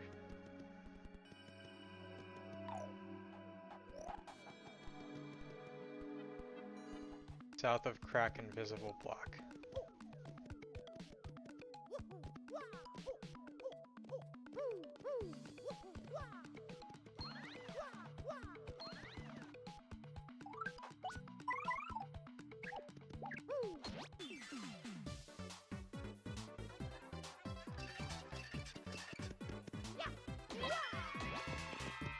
Is it in the actual Crystal Star room? Ah, there we go. Gotcha. Thank you. I forgot. Actually, I don't know if I ever knew that was there.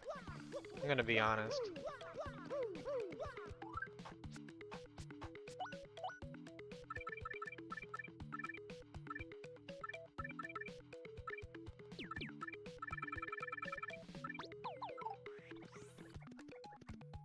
I like to feel lucky. We'll go for it.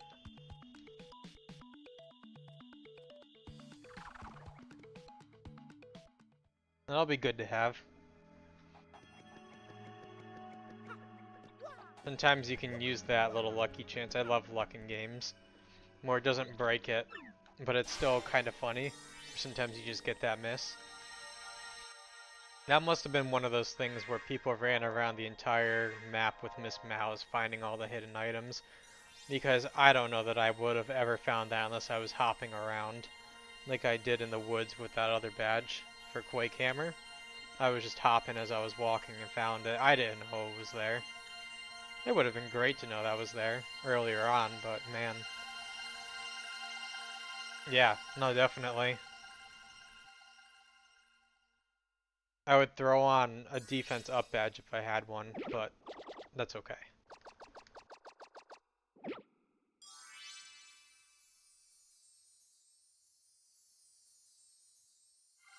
You don't need HP if you just can survive the fights, right? Stubborn as it is. Oh. You know, I don't think I really used him much when I played through either. I remember him now, but that's actually a very good point. They always did give you some kind of random tidbits, didn't they? I do have on close call now that you mentioned dodging. For when I'm in danger, because I'm probably going to be in danger half my fights, but that's okay. That's half the fun.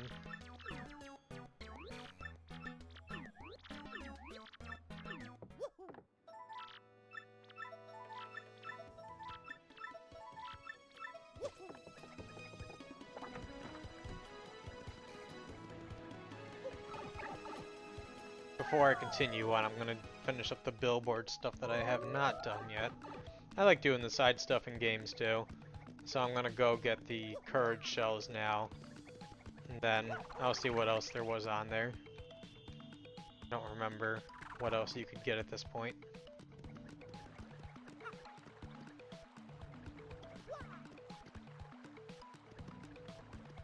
I think I have damage, dodge, P. No, I do have it on. Yes.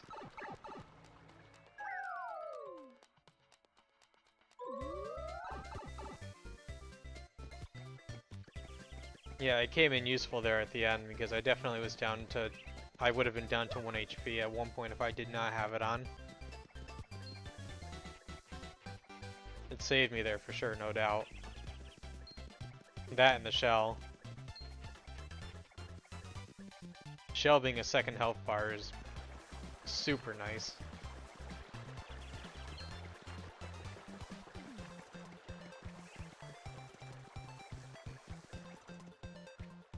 There are some things that are hidden in this game where I don't know how they would expect you to find it without having little helpers like that, but that was in all of their older games too.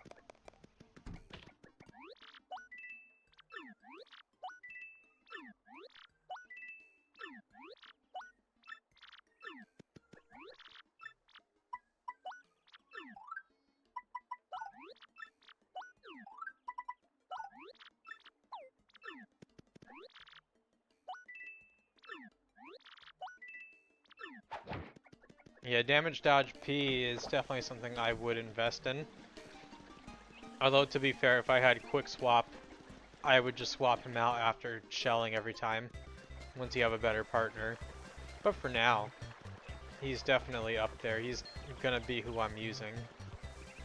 Although having Goombella for, you know, single enemies is also nice, so she'll probably get upgraded too, because she's got multi-bonk. And you really can't go wrong with just having one person for mass and one person for single.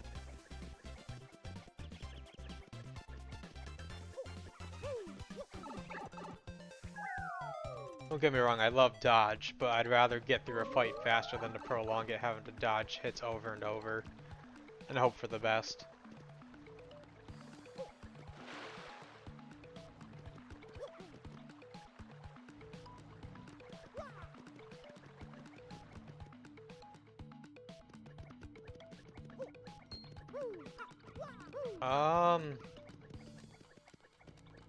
A good question. I can check, because I'm right here anyways. Was there a star piece back here? There was.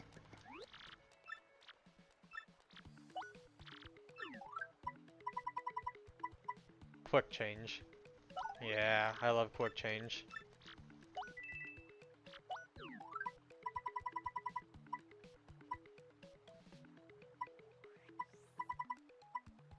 I'm gonna save the rest of them for now and save up for Power Plus.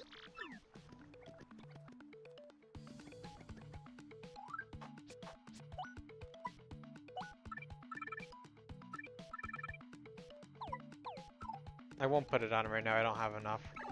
But maybe next level I can swap around some things.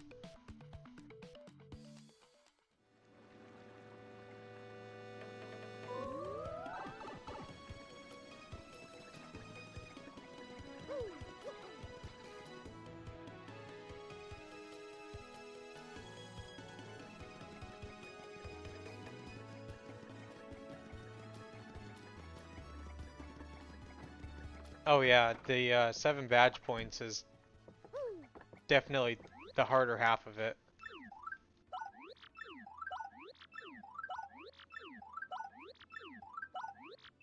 But considering how good it is, you can't really, you know, complain about it for that price. You'd pay 9 for it probably at most. But it's a harder requirement early on to sustain. But later on, when you have such a high level and so many badge points and flower points and this and that, it's just inconsequential. It is, yeah. There's a lot of good badges.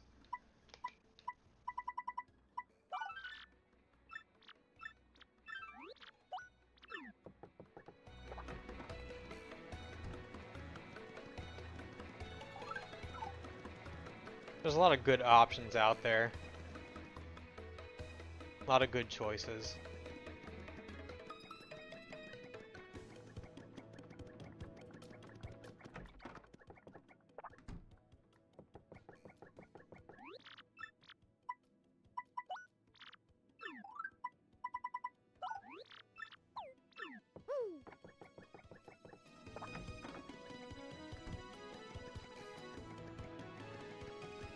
Usually FP isn't too much of an issue, just because you always can just continue to bump it up as you level up.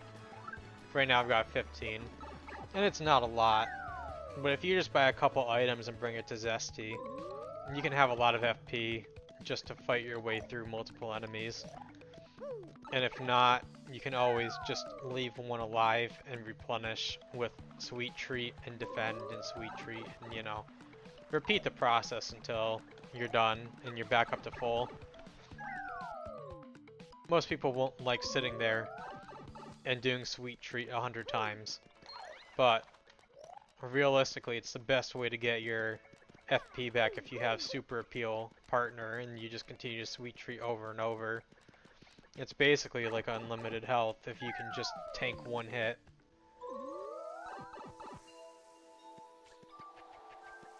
That's why Super really, really strong early on. you can continue to heal up and then just deal special damage the whole time too, even if you do no badges. I think a run with none of the Crystal Star abilities would be significantly harder.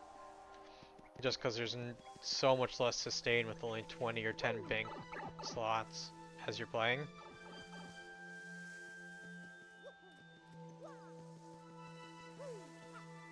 Items are good for outside of battle, but losing a turn in battle sometimes is hard unless you need to go to like 1 HP or something. Then it can be really good.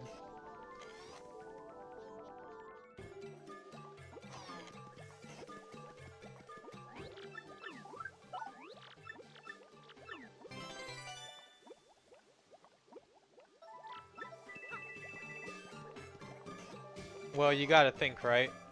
You might get double the healing out with Sweet Feast. I think that's what it's called. But with Sweet Feast, it's using 4 bars. Sweet Treat uses 1. So you could realistically use it 4 times while your teammate is constantly replenishing your bars. And you're getting a similar amount of health. And if you only have, you know, 10 or 15 health, you don't need to heal for 20 each time with Sweet Feast. You only need to heal the 10.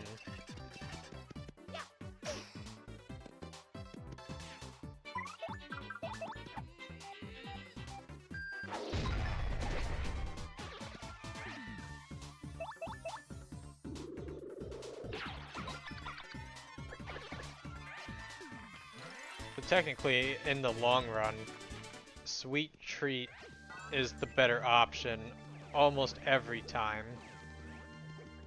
Because then you would still have bars left over to use an offensive spell like Earth Tremor.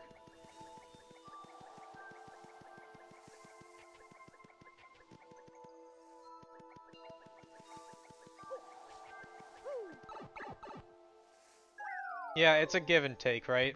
If you don't want to have to constantly fill up your bar, it's better as a one-time thing. But then you have 3 less bars overall.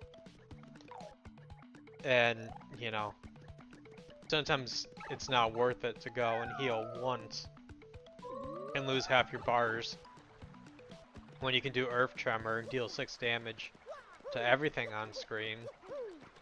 And then cast another Sweet Treat afterwards, so you've gotten then 3 attacks instead of 1. It took a little longer, yeah, but you now have healed twice and you've dealt attack. That's true, but appealing with the Super Appeal badge and you're at low HP, you get more HP the lower your health is. So if you're in danger and you do a stylish or you do a appeal, sometimes it will fill you up 1 bar and you don't lose 1 as you're going.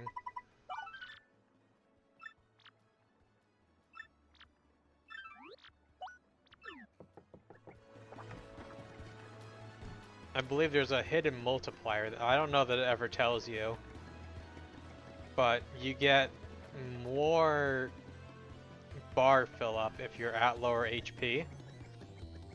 So you can always use your turn to appeal and then heal, and then you will have more for the next turn. And Earth Tremor, 2 star units dealing 6 damage, and it can hit aerial enemies being an earth move, is really strong. It is even better than items, because then you can save items for food or whatever else you need.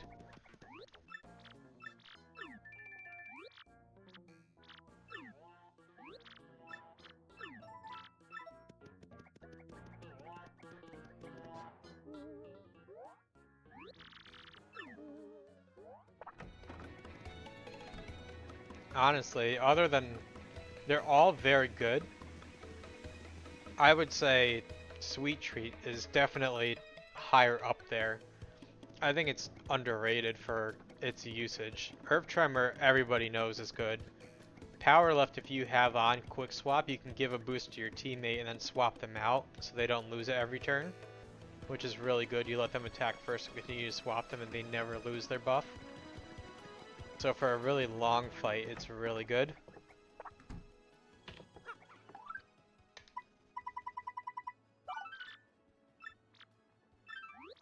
I'm not going to do that one right now because that's the pit. I don't remember how far you have to go for that one.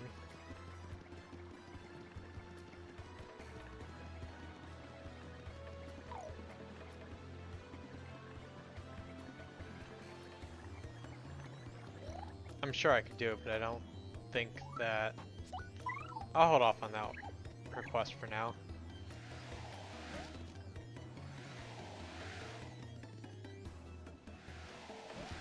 $20 floors. Yeah, we'll hold off for now.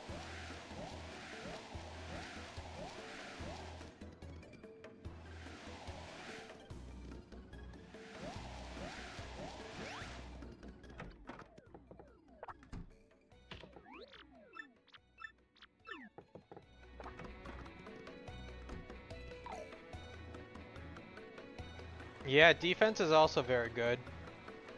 It's just the problem with it is a lot in here is you get D up, P down. So losing that one hit isn't really worth it.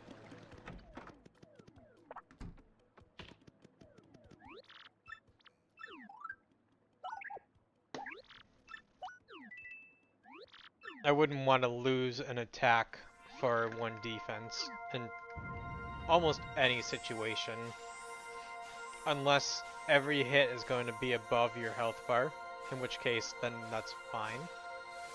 But if it's above your health bar, then the one defense wouldn't matter anyways. So I don't know.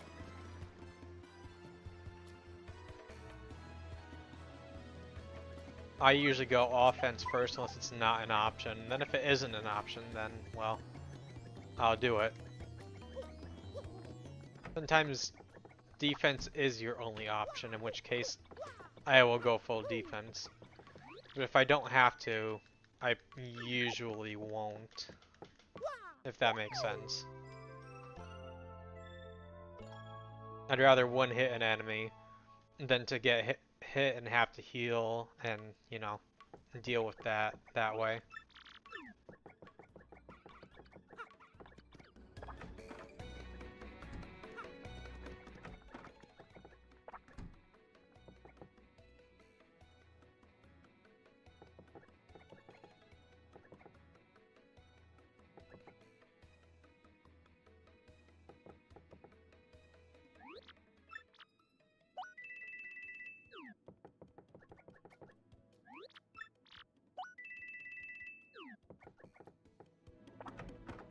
Yeah, either way works. It's just for me personally, I'd rather have the damage.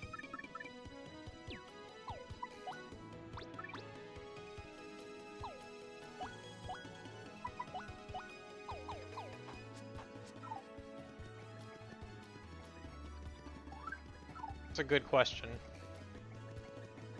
Let's go see.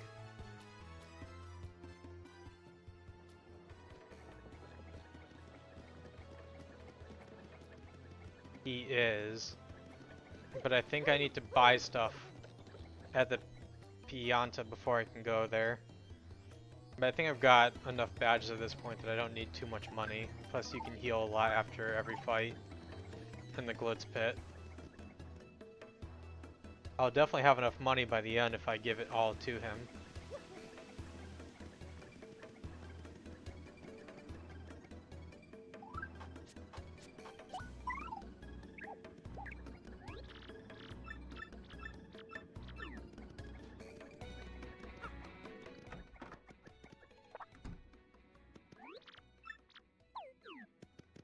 Oh, I had to talk to the guy at the other end, I think. I think that's what it was.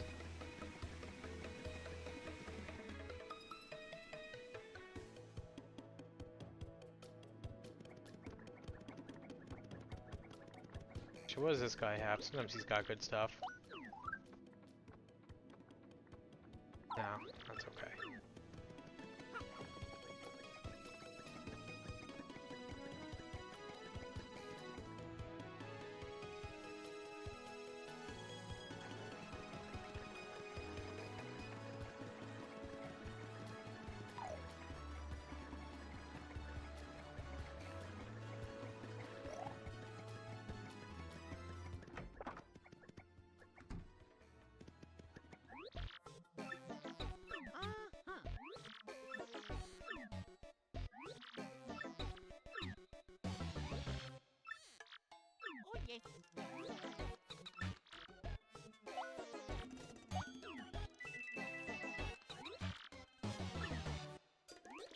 Yep.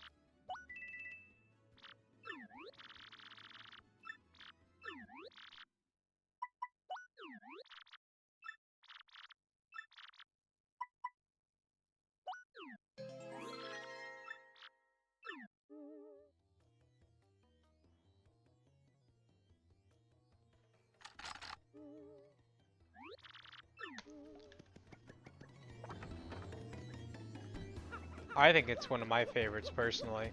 Uh, I You're probably one of the few people I know that actually doesn't enjoy it most.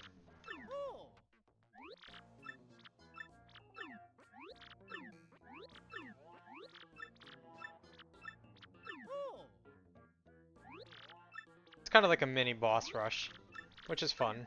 At least I enjoy it.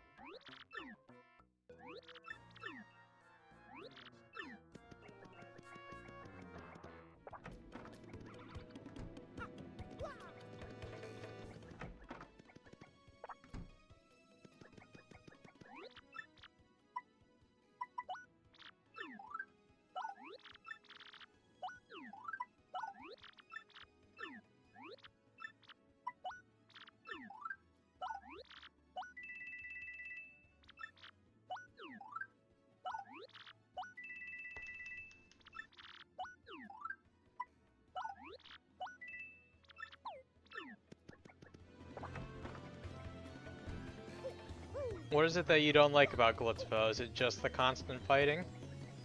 Just out of curiosity. It's not a very common opinion, is it, to not like Glitzville? Again, nothing wrong with it, but I am curious.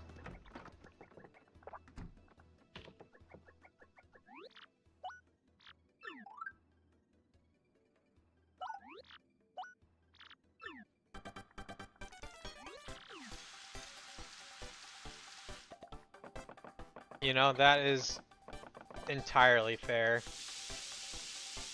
I don't mind the hyper music, and I don't mind that it's packed with people. The promoter, well, obviously, you know what he's done, so...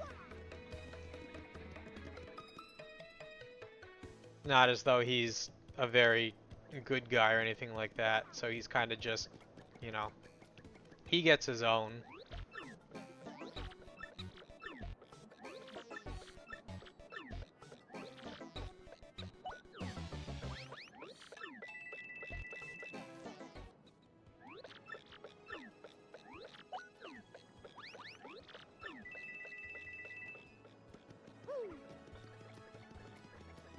See, I like combat and stuff in a game, so it doesn't bother me at all, especially when there's a lot of it.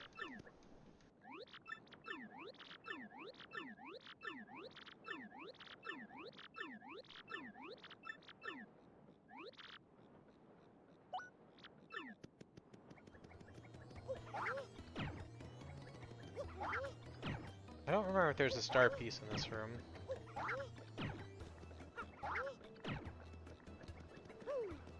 I like a good big hype area. Which I think is probably why this is one of my favorite areas in general. I think there's a star piece around here somewhere. Thought there was.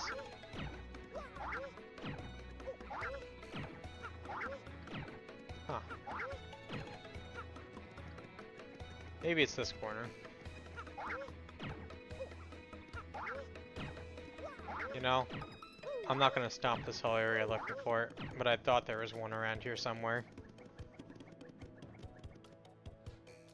Maybe I'm misremembering.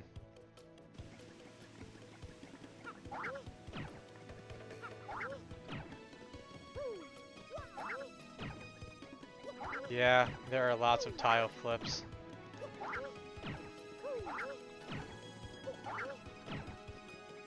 It's okay.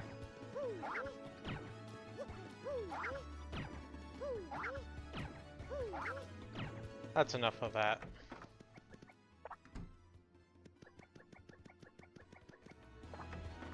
I won't need them all by the end anyways.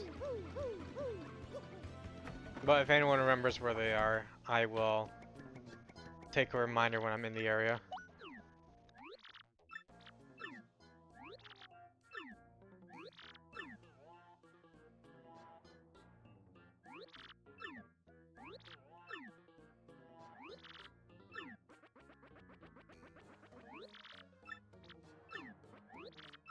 I never played the original, but I have heard it's very fun.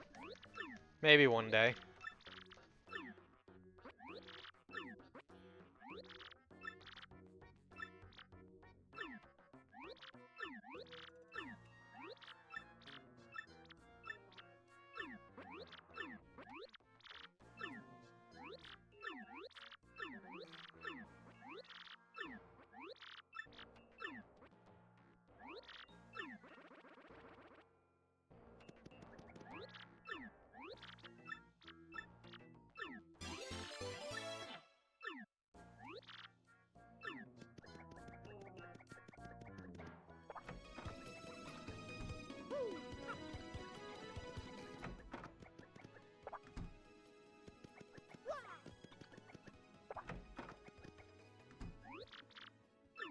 They,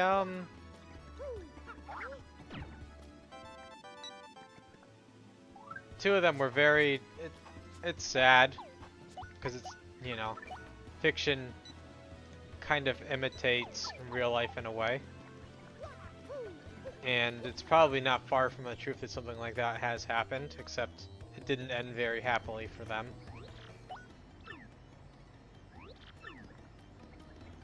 But it's always nice when it does, you know?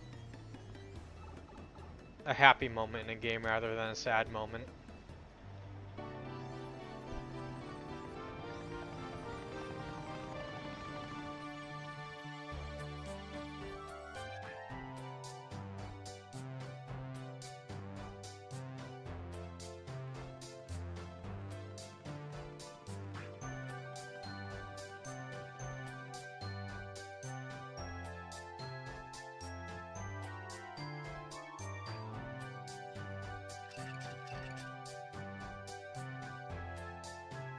It's a very common thing for fiction to mimic reality.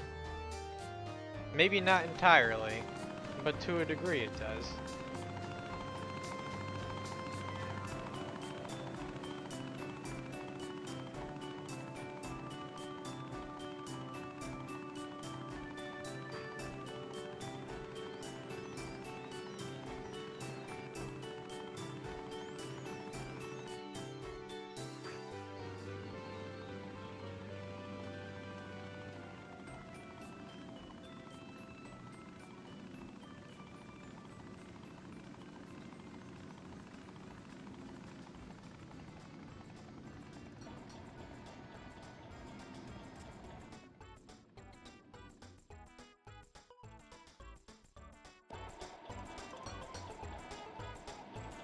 I don't know if it's necessarily that people love this area as much as they love the idea of Rockhawk and just defeating him by the end.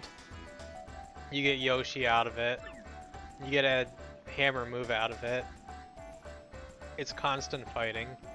People who like the combat in this game rather than the platforming and the story are definitely eating well more than any other section, because a lot of the sections, all of the combat's optional. You can skip all the enemies and stuff like that.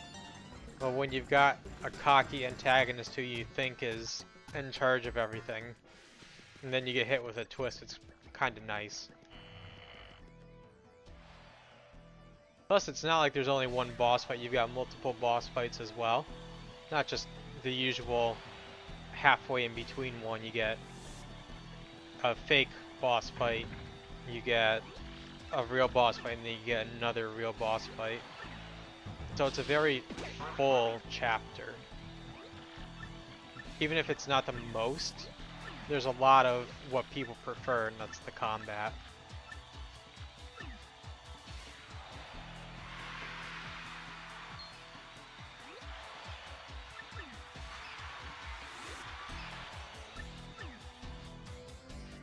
I think for the most part, a lot of people, when they think of a game and what they remember, you usually remember the boss fights. You don't usually remember the common enemies as much. But then you may also remember a character you like, and he kind of taunts you the whole way through, which makes him a good villain as well. Then you've got Grubba, who you don't like the whole time, and defeating him is definitely worth it by the end, right?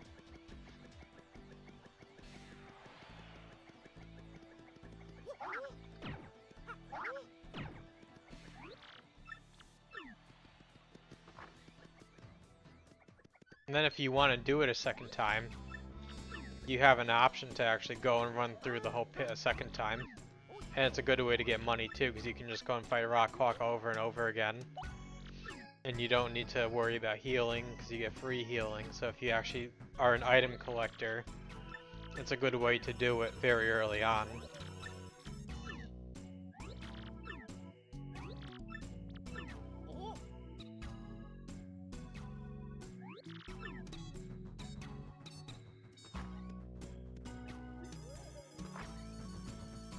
Well, again, fiction often mimics reality. I wouldn't doubt that someone who's paying you to go and do this kind of activity would treat you like garbage if you don't sell the tickets, right?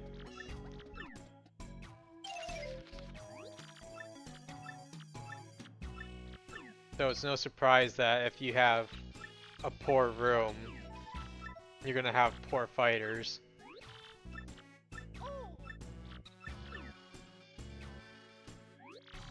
So if you don't care about your bottom line and treat them like they are the bottom, and then the middle is treated better and the higher class is treated like luxury, it's more of a statement than anything.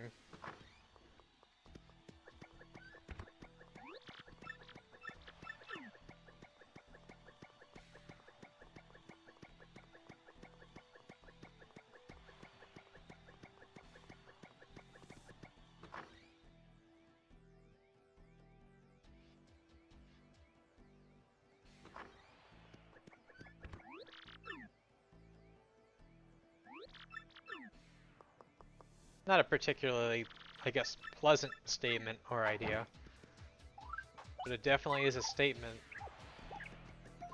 They did that a lot in these games in the older days. They kind of made statements with their games without making you have to feel one way or another.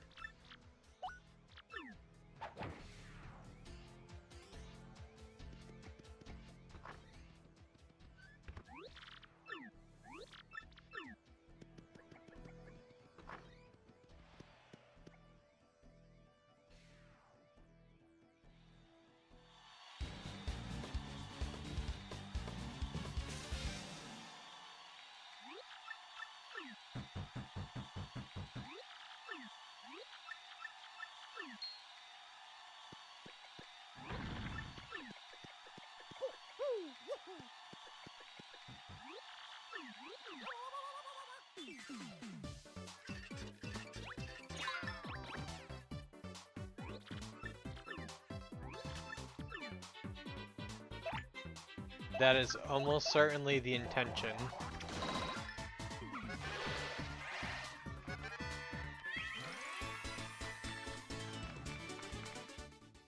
It makes you feel powerful as you start out with weak enemies and work your way up. It does a good job of it. You even get to fight some endgame enemies earlier on, which was always a cool thing as well. You get to see them later on and you're like, oh wow, they were harder at this point in the game and now they're almost appropriate. But now you're fighting many of them back to back to back.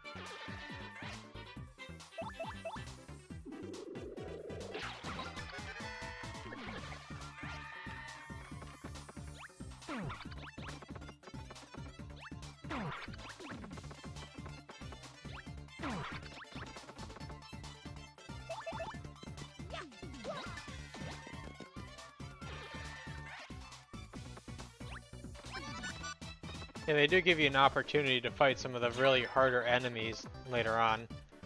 And it is quite fun. Because then you remember them early on and you go, wow, I can't believe I was able to beat one of them early on. And now there's 3 or 4 of them on the screen. And if you tattle them, you have the HP and everything on them later on, you know what they do. And yes, some of them may just be reskins, but it still works in favor of the game. Oh yeah, always lucky, right?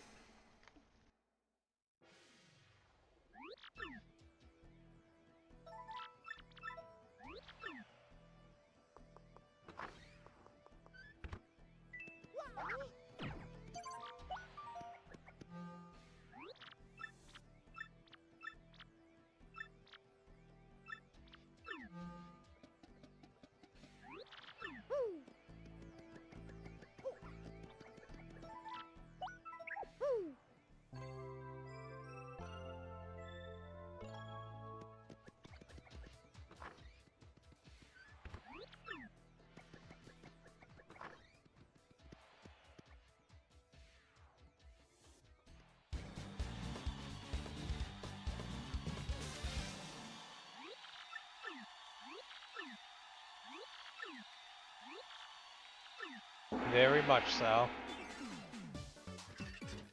Very much Earth Tremor time.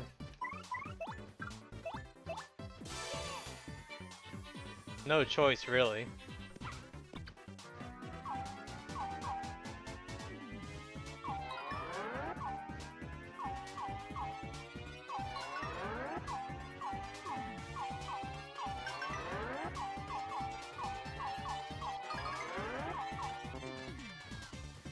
Well, close enough.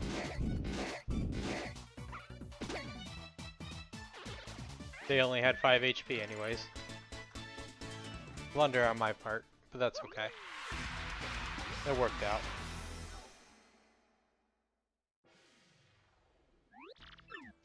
I guess it was faster to do it that way anyways.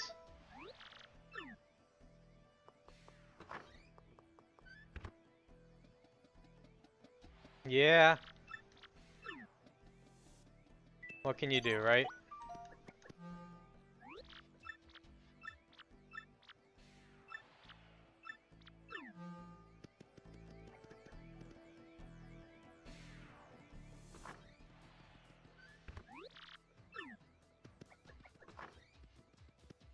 I wouldn't say they treat you like crap as much as they treat you kind of the way you expect to be treated by them.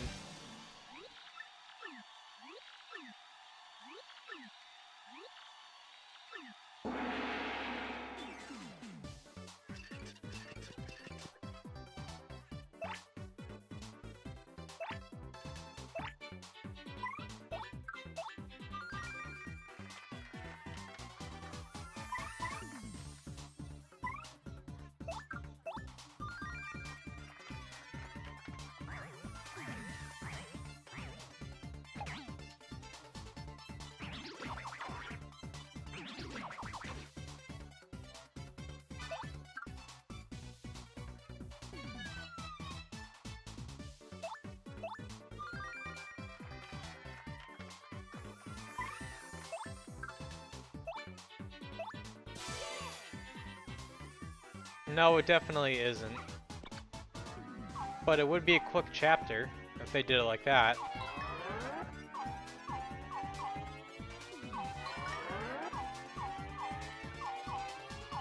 Although, to be fair, stealing the belt wouldn't exactly do anything, would it?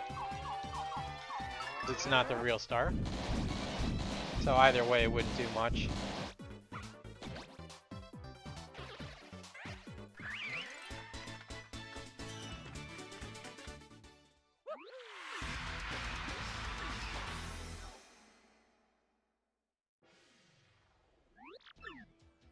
If they're gonna continue to make me use a special move every time, this is gonna be a very long chapter.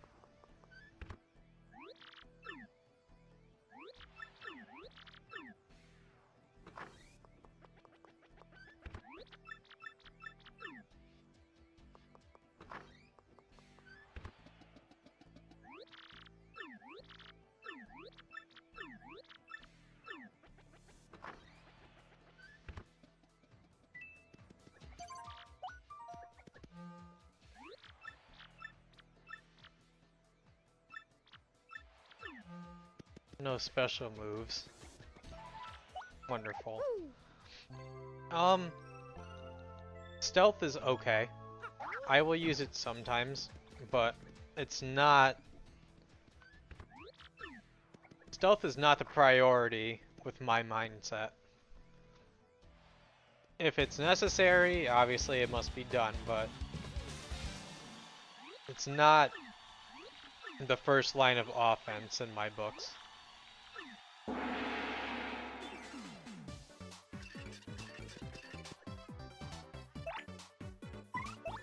No specials, yeah, exactly what I was looking for, but I do need to appeal to actually get some points back for the next time he sends one at me.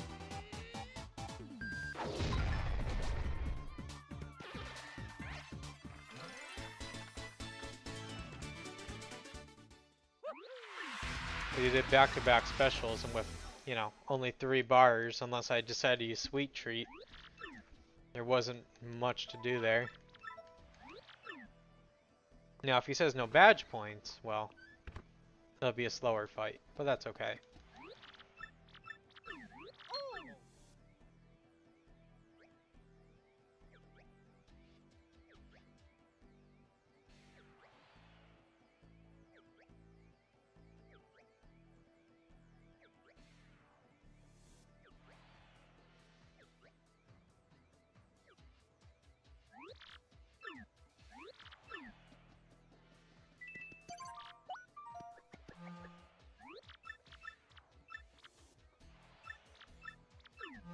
More specials. They want one every fight.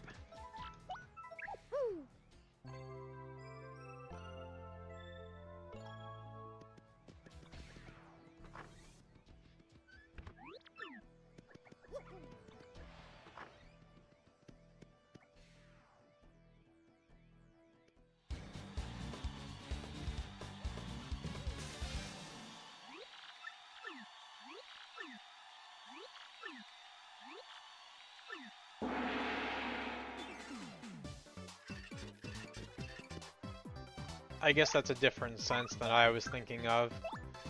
Because normally, I don't play games where combat isn't an option.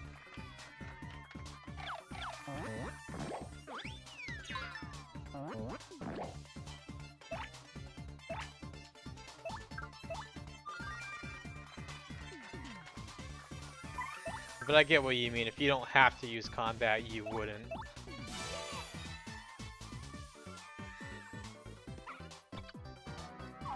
Yeah, Lakitus are, they're not my favorite enemies in any of the games.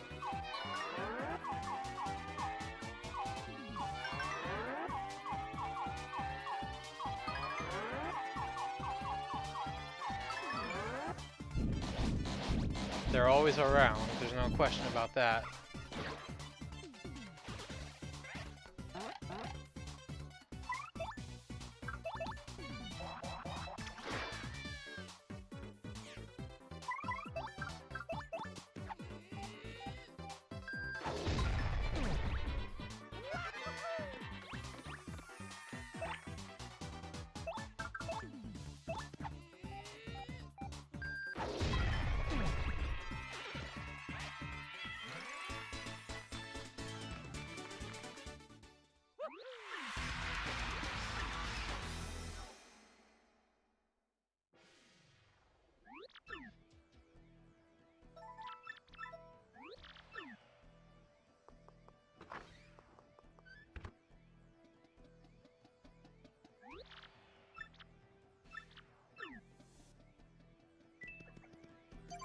I'm gonna pause for a moment. I will be right back.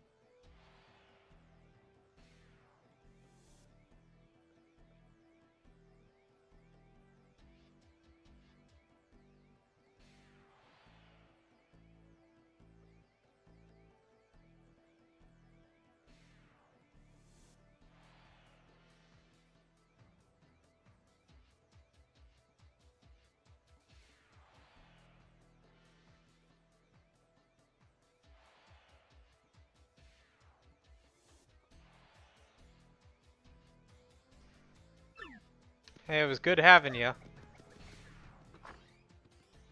Hope to see you again soon. I'm gonna continue on.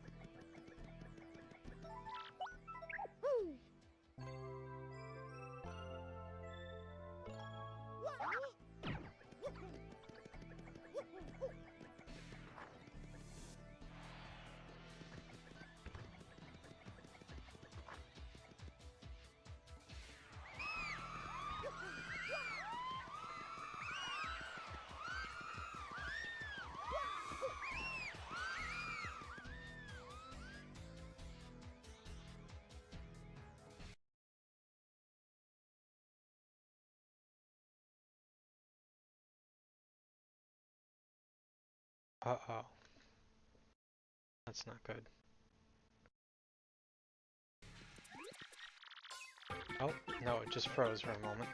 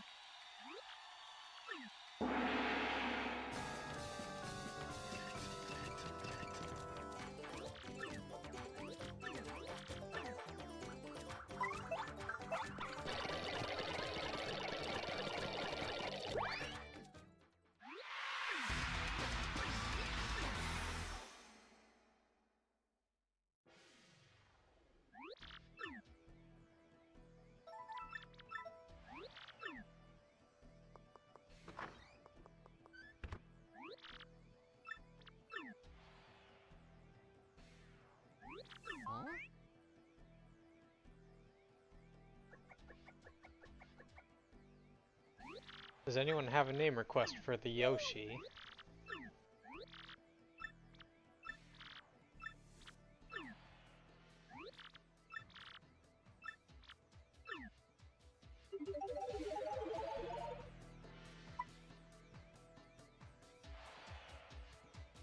If not, it can just remain Yoshi.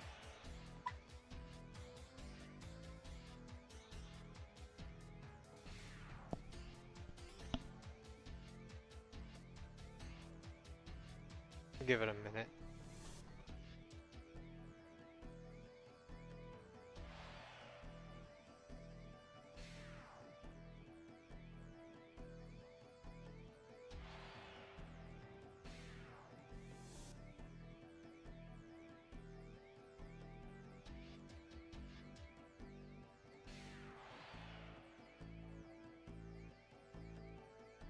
We'll leave him as Yoshi.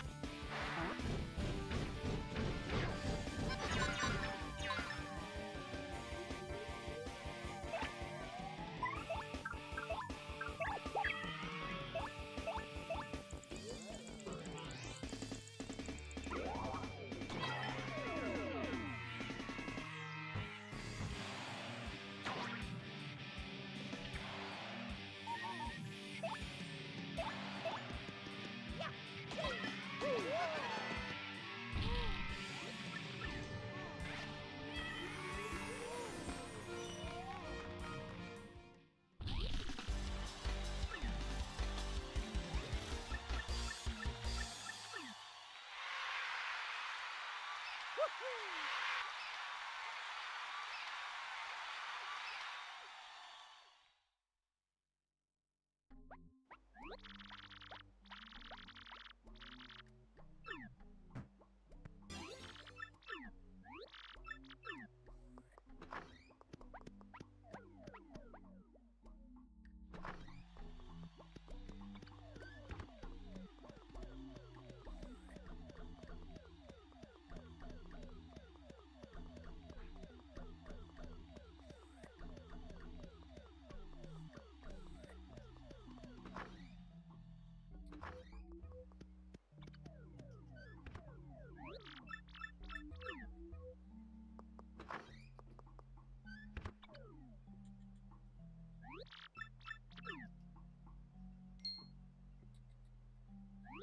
Oh. Oh.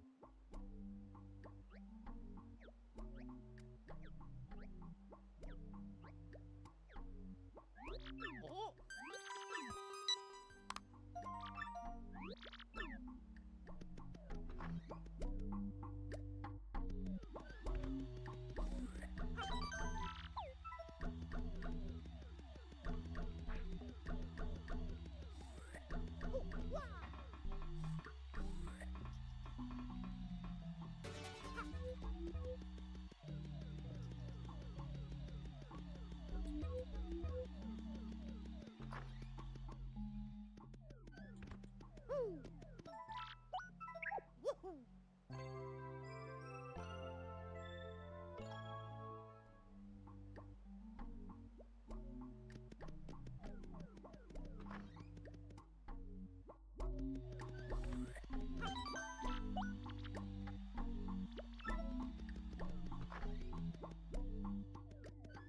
Woo! Woo!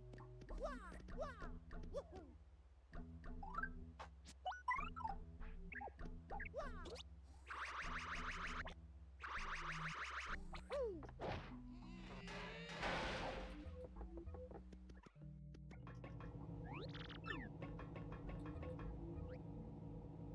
Oh!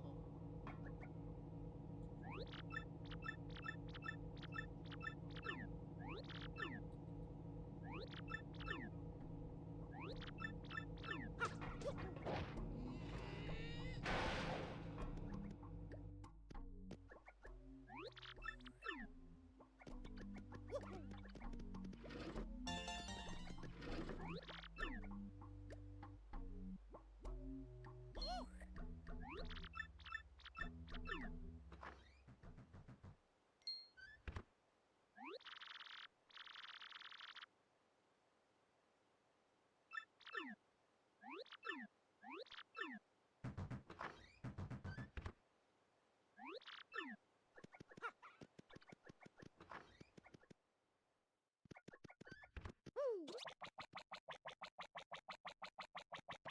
Wah! Woo!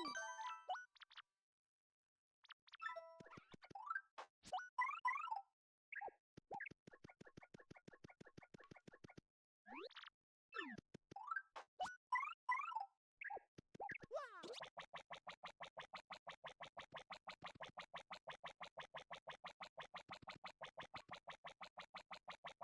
Wah!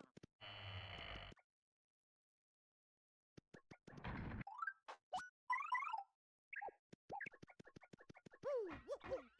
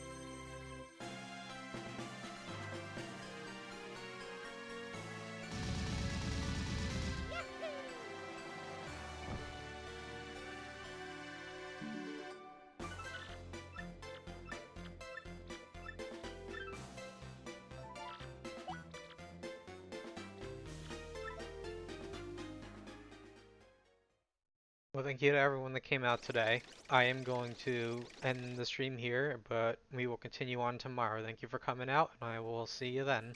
Have a good one.